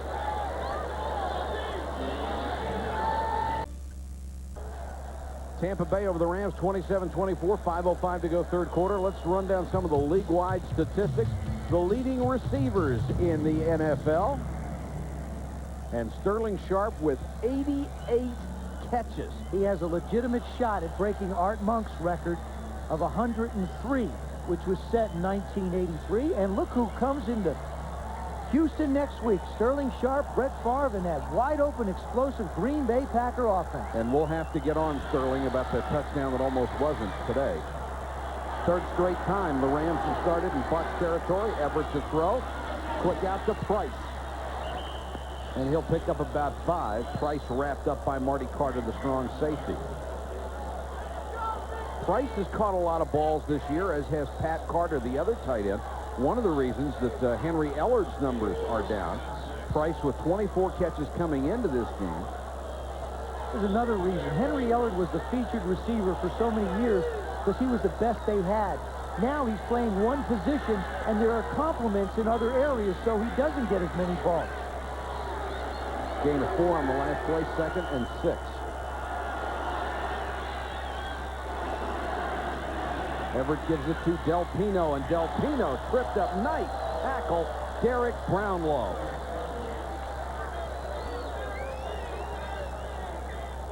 There they are, spreading it out all over. Ellard with 62 throws.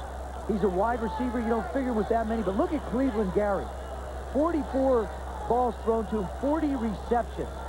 And then Price, the tight end. Gary's at 90, Price is at 63%. That's where Jim Everett has really come into his own in a controlled passing game. He doesn't have to try and make the big plays anymore, and he isn't trying. Everett has hit 7 straight passes for 145 yards to get his club back in here.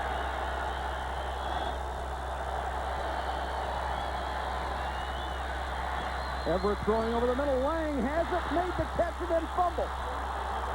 Picked up by Reynolds, and he's dead. But the Bucs have forced the turnover. Darrell Fullington made it happen with the big hit.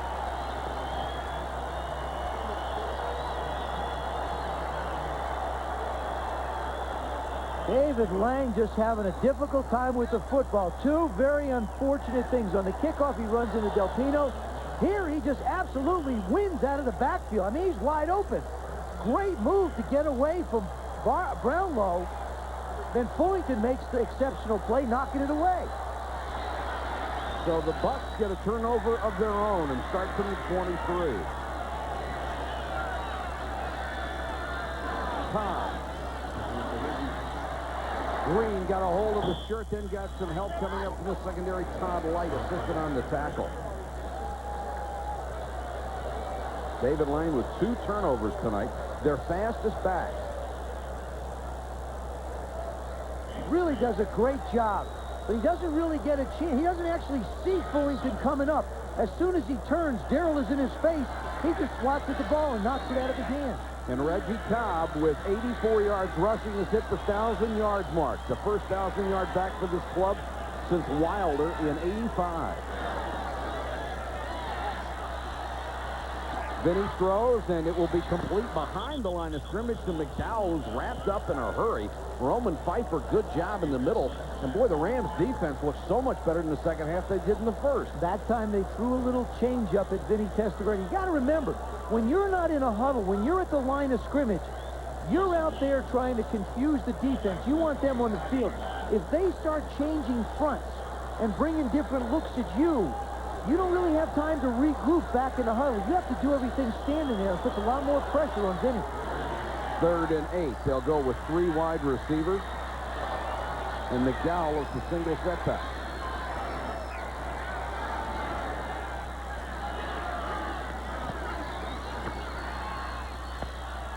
Vinny with time. Carrier couldn't hold it. A catchable ball. It looked like. Carrier laid out and couldn't bring it in. Darrell Henley on the coverage. Looked like a good throw by Vinny.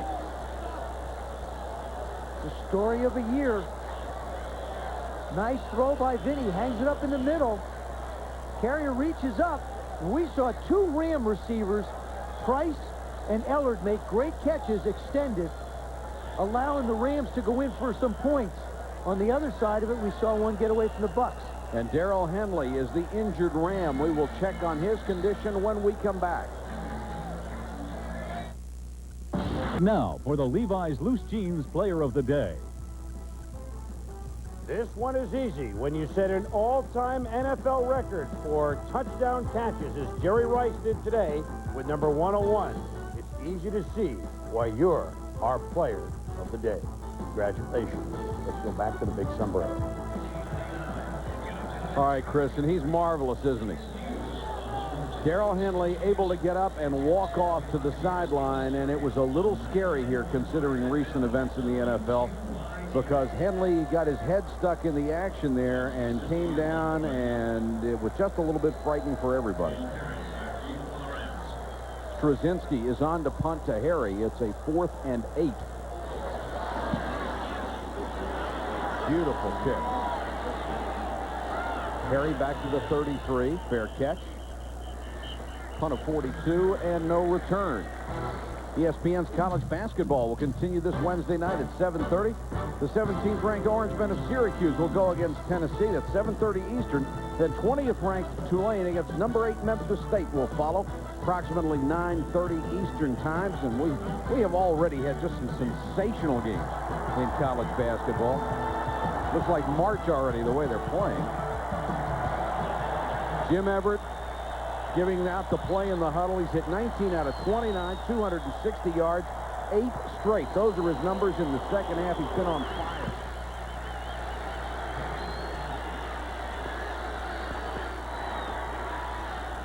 Everett rifles incomplete, and Flipper Anderson had to go off his fingertips.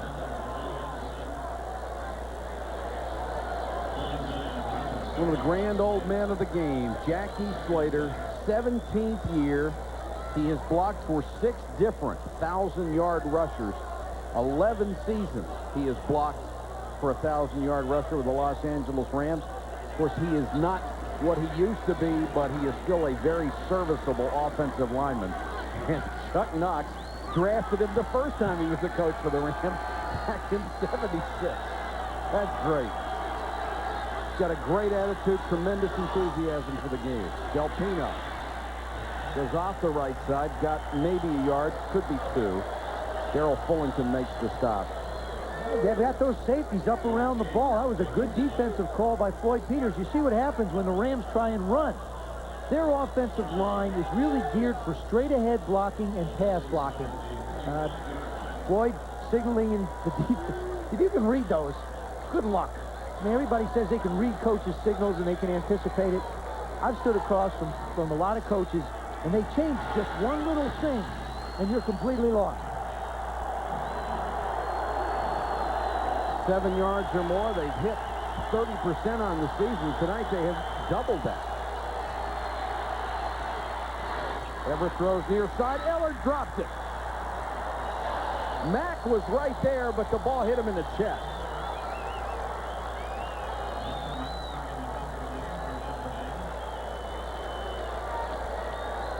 Deep comeback. Milton Mack on Henry Ellard. Mack takes the inside. Ellard tries to sell him. Great concentration by Mack. Now he looks back at the ball. Should have been caught by Henry. I mean, he had Milton Mack turned every which way but gone. That's why you're 4-8. Guys don't catch balls like that. Then the next time they'll be open and the quarterback doesn't get it there. Courtney Hawkins waiting for Bracken's punt with 44 seconds to go, third period. Nice punt by Bracken. Hawkins driven all the way back to the 12 and then tackled at the 10. A loss of 3. Darrell Pollard, the former 49er defensive back, down on special teams after a crunching kick of 52.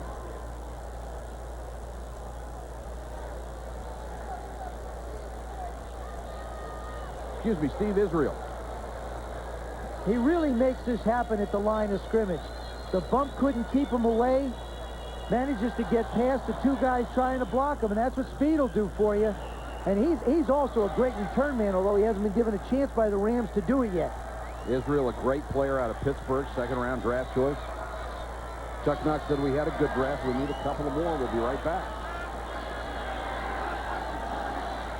Back to the ground game. Cobb. And the holes that were there in the first half have not been there in the second half. He struggles out near the 15. Cobb over 1,000 yards. Only the 3rd man in Tampa Bay history to gain that much. Ricky Bell, James Wilder, the others. And the Bucs in no hurry to snap the ball again. They're going to let the clock run down to the end of the 3rd period. And in this 3rd quarter, Tampa Bay has seen a 27-3 lead cut by the Rams to 27-24. 15 more minutes of football coming your way from Tampa in a moment. When you're 8-4, it's easy to go out and play. When you're 4-8, it's not quite as easy to go out and play. But both Sam Weiss and Chuck Knox should get credit for keeping their players up. The players should get the credit, too. They really should. I mean, I'm sure Chuck went in at halftime and explained to the guys, listen, I'm a new coach. You're playing for not just your job this year, but we're talking about years down the road. So at 27-3, we better get going. And they did. They really have turned it on, made some good plays on defense, offensively, or putting the ball in the air. Now they have to play defense again. Bucs take over at their own 15. Cobb. Newman knocks him out of bounds, but he has a first down out at the 26-yard line.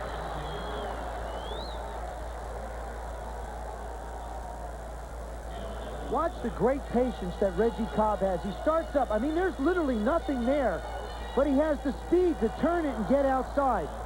2 years ago, he played exclusively fullback in the Tampa Bay offense. Last year, he split with Gary Anderson. Now they've got him back where he played and did such a great job at Tennessee at the tailback spot. We'll talk about an ill-advised experiment.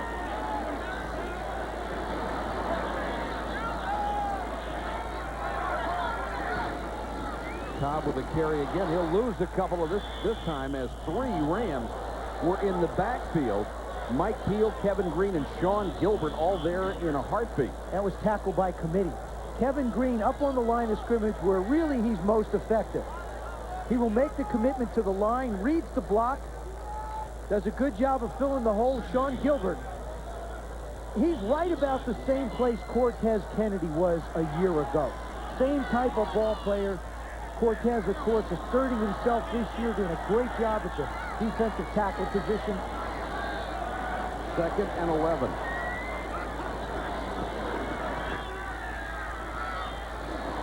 Vinny guns it out to Carrier, makes the catch to 31. They'll still be about 5 yards shy of the first down as Henley with good coverage on Mark Carrier, the former Pro Bowler.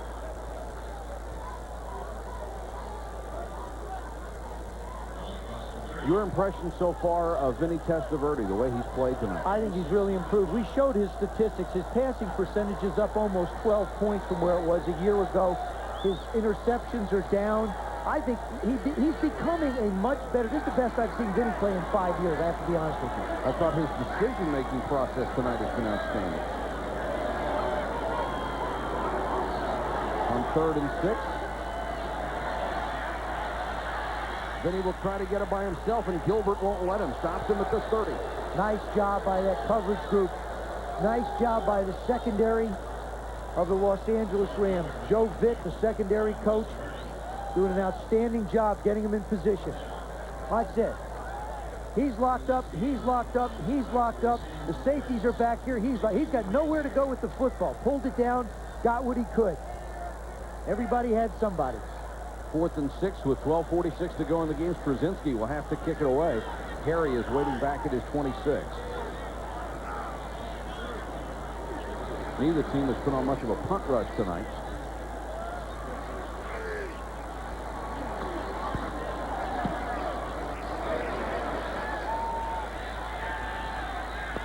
Harry back at the 20. Across the 30 to the 31-yard line, the longtime Kansas City Chiefs receiver. A return of 11 after a punt of 50. 12-16 to go in the game. It's a 3-point lead for the Bucs.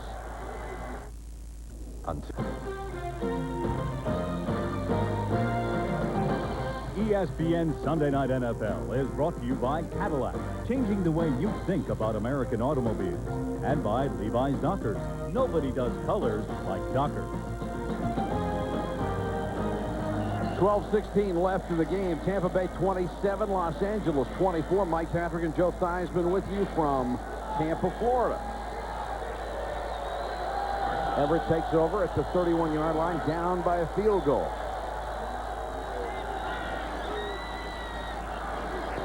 Back of the eye, a rare run, and Cleveland Gary breaks one.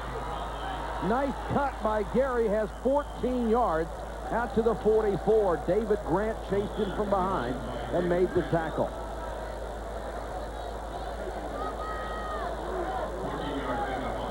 Right up the middle, Gary goes. Of course, Lang, not the biggest guy in the world. You see the safety come and try and make the play. Marty Carter comes up on the outside. Can't quite get him at the line of scrimmage. Once he gets by, watch the left part of your screen. Marty Carter almost gets a leg. Can't hold on to him. Very few people in the secondary now left for him to avoid. Gary up to 915 yards. He would be the first 1,000-yard man since Greg Bell 3 years ago. Bucs may have been offside on that one. Gary pounds forward, gets out to the 50-yard line. Looked like Broderick Thomas, the outside linebacker on the right side, was at least in the neutral zone. Trying to guess a little bit. The Sandman, they call him, because when he hits you, you go to sleep. He anticipates just one step too much. Offside, 51, defense, still first down.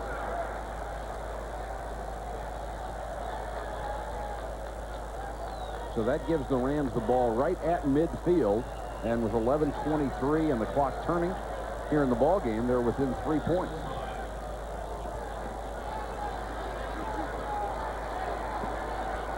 You can tell Floyd Peters just loves this game, can't you? Oh, he's very extremely intense.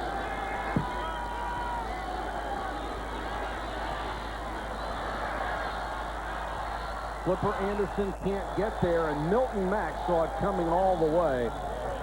And these Bucs corners, especially Ricky Reynolds, but Milton Mack on 4 or 5 occasions, just like somebody is yelling out the pattern to them before the play starts. Well, that's really the only area that this football team has speed at. The wide receiving core is not very fast. We've talked about Reggie Cobb. He's the kind of guy that's going to get you 6 and 7, but he's not going to break much. Sam Weiss wants to get more speed on his football team. That is a #1 priority for the Tampa Bay Buccaneers, and Vinny Testaverde would love to have somebody who can just flat burn it down the sideline. 2nd and 5.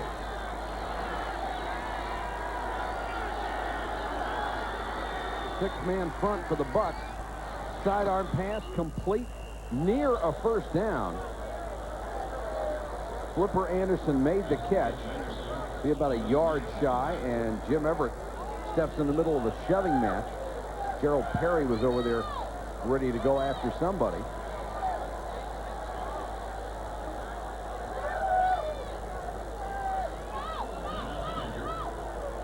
And they'll bring in the chain. This looks like a yard shy. Well, I'm off too.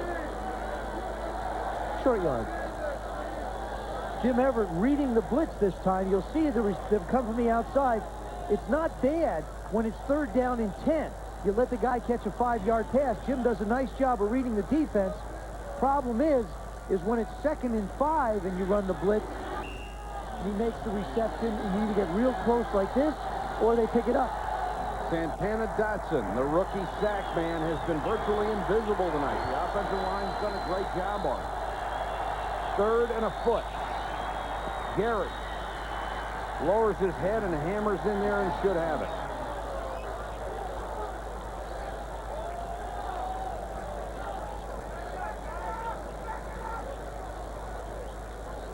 Sam studying it. He had his headset. He was ready to say something. Took his headset off. Was ready to say something. The mark comes up on the line. They make it to the line. It's a first down. If you left late and came back after a short snack somewhere, you must be surprised. It was 27-3 at the half, and the Rams put up 3 touchdowns in the 3rd quarter to get back in it. And they're driving now to tie or go ahead. They're at the Bucs 45 with 9:45 left to go in the game. Back to the bread and butter of Cleveland. Gary tries to cut it outside, gets to the 41, gain of 4. Joe, you had mentioned earlier in the week when we first started talking about this game, the similarities between these teams. And you just go up and down the lineup, and they are so similar from the quarterback, the running backs, Cleveland Gary and Reggie Cobb, both the same type of runners. Good cuts, not great speed. Yeah, and the records have reflected the team, both very young. Chuck dealing with a lot of young players. Guy like Cobb, really only in his 2nd year at the running back position. Sam Weiss trying to deal with a quarterback who really for the first time has had some teachers around him. So there are a lot of similarities. 2nd and 6. Comes the blitz. Unloads in the flat, complete to Anthony Thompson. And Thompson down to the 34-yard line. Darrell Fullington and Ricky Reynolds make the tackle. And Anthony Thompson, an interesting story out of Indiana, led the nation in rushing as a senior. Was a draft choice out of the Cardinals, scored more touchdowns than anybody else in the history of the NCAA. Broke Tony Dorsett's record. Has been a bust as a professional after being drafted by the Cardinals, and hoping to get another chance to play here in Los Angeles. And the guy has a wealth of physical ability. Big first down for the Rams.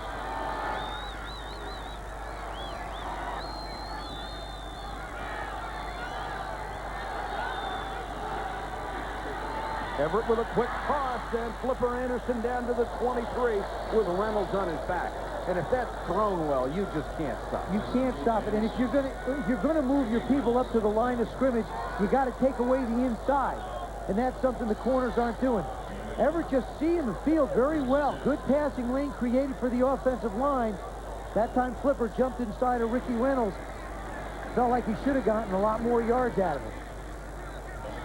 Well within field goal range already, which could tie the ball game.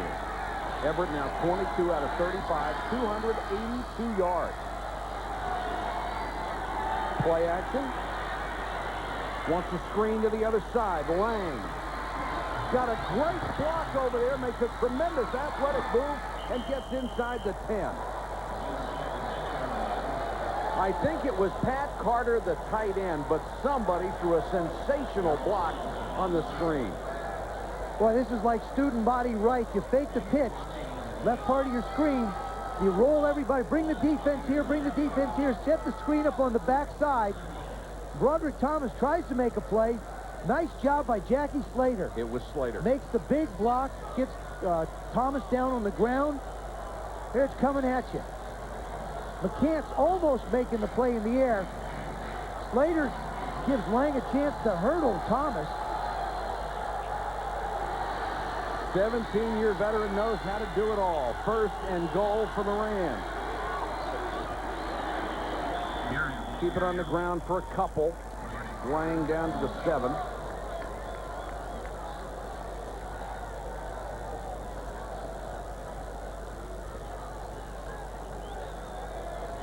Jackie Slater doing it all.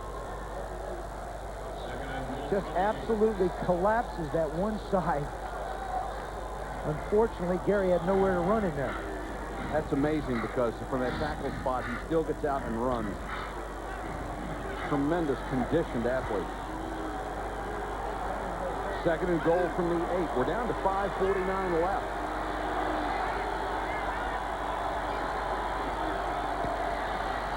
Everett throws, touchdown, Pat Carter.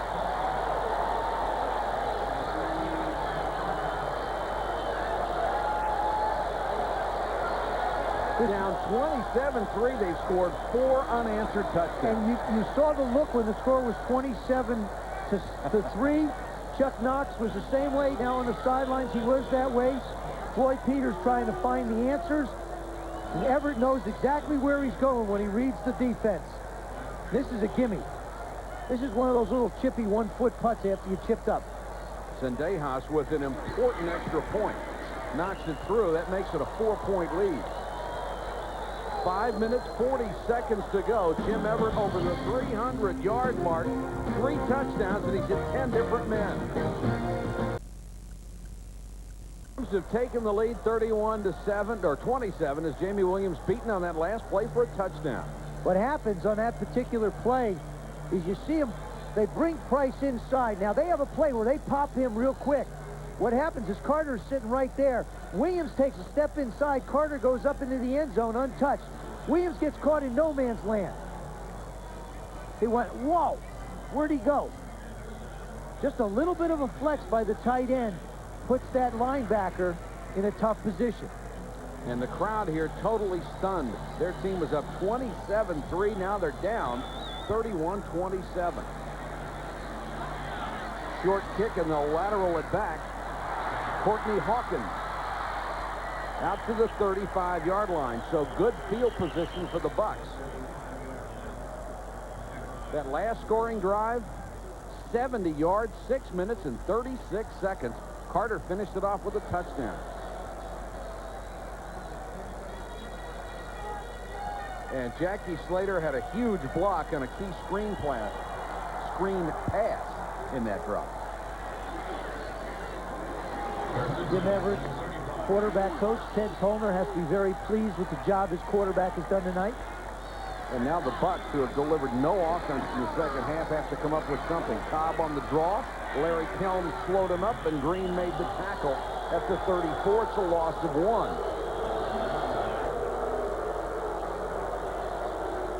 Sam Weiss made the analogy that this team has lost so much that they're sort of like a puppy that you've hit a few times with a newspaper. Well, the Rams are showing them the Los Angeles Times right now, the Sunday edition.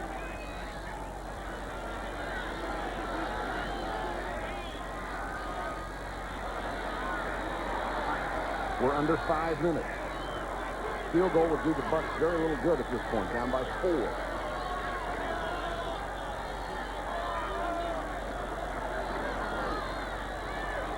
Testaverde throws incomplete, intended for Carrier. That's the pass that Vinny Testaverde throws best. That's the one thing they have to defend. It's the seam pass inside the numbers. What he's going to try and do is get it right down inside the numbers, and that's where he's going to try and hit it. He throws this one, the best of all of them, backs out, sets, tries to make the throw. If he gets it up, Todd Light's going to pick it off. You think they don't know that that's coming? 4 people in the area, and only one of them's his guy. That's good scouting. Testaverde now facing a 3rd and 11. Both wide receivers to the top of your screen. Dawsey and Carrier. Oh! Almost picked off. Instead, it's caught by Dawsey. Right in the hands of Michael Stewart, the strong safety. Big time catch. And that's a problem for him because he has a bad right ankle. And when he tries to push out and cut the out patterns, he can't get the push off. He just steals this one. This is a theft by a wide receiver. Ill-advised throw. Great concentration. Michael Stewart tries to make a play on the ball. Tremendous concentration by Dawson. Huge play gives the Bucs a new set of downs.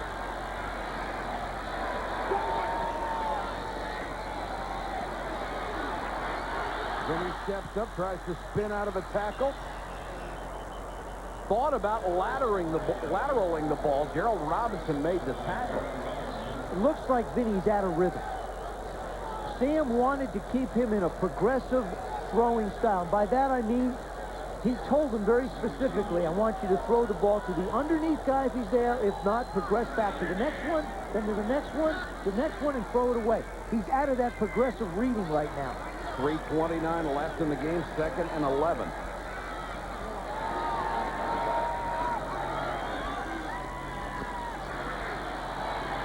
Testaverde guns this one complete down to the 38-yard line. Carrier made the catch.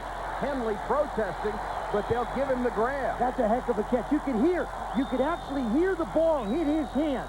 There wasn't any thump. There was a nice, clean, crisp slap.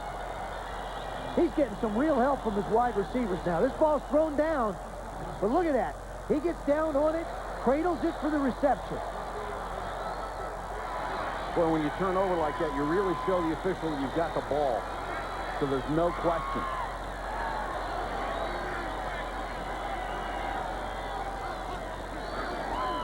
Cobb on the draw. Helm hit him first, and then Green brought him down near the 34. Dennis Green really brought a great point up last night. And the guys in this league, and he used to be one, Kevin Green, the guys in this league that everybody talks about are the sacks. Right. The Swillings, the Ricky Jackson, of course, I think is more complete that way. Derek Thomas is that way. He's had to move inside and become a more complete linebacker.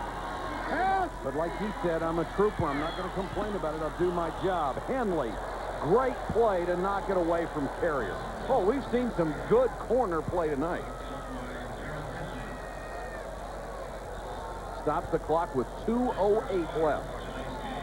The one-on-one. Carrier trying to come inside. Henley just trailing him a little bit. Actually, nice job by Carrier playing defense. Watch this. He can't make the play, so he swats the ball away. Good heads-up play. 3rd and 7.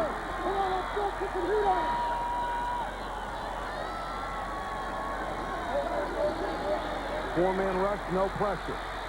Vinny shovels it out. McDowell caught behind the line of scrimmage. He'll lose a yard. It'll be 4th down and 7. We've reached the 2-minute warning in Tampa. We'll be back in a moment. Two veteran coaches tied up in a good one, and it's decision time for Tampa Bay at this point, down by 4. You got two options. You can go for the long 52-yard field goal, or you can go for it on 4th and 8. I think they got to go for it. You don't have options anymore with that 45-second clock.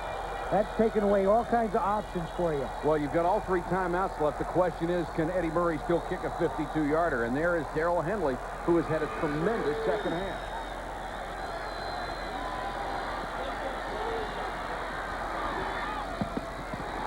And Henley picks it off. Intended for Carrier, and Henley stepped in front again. Darrell Henley read the route perfect.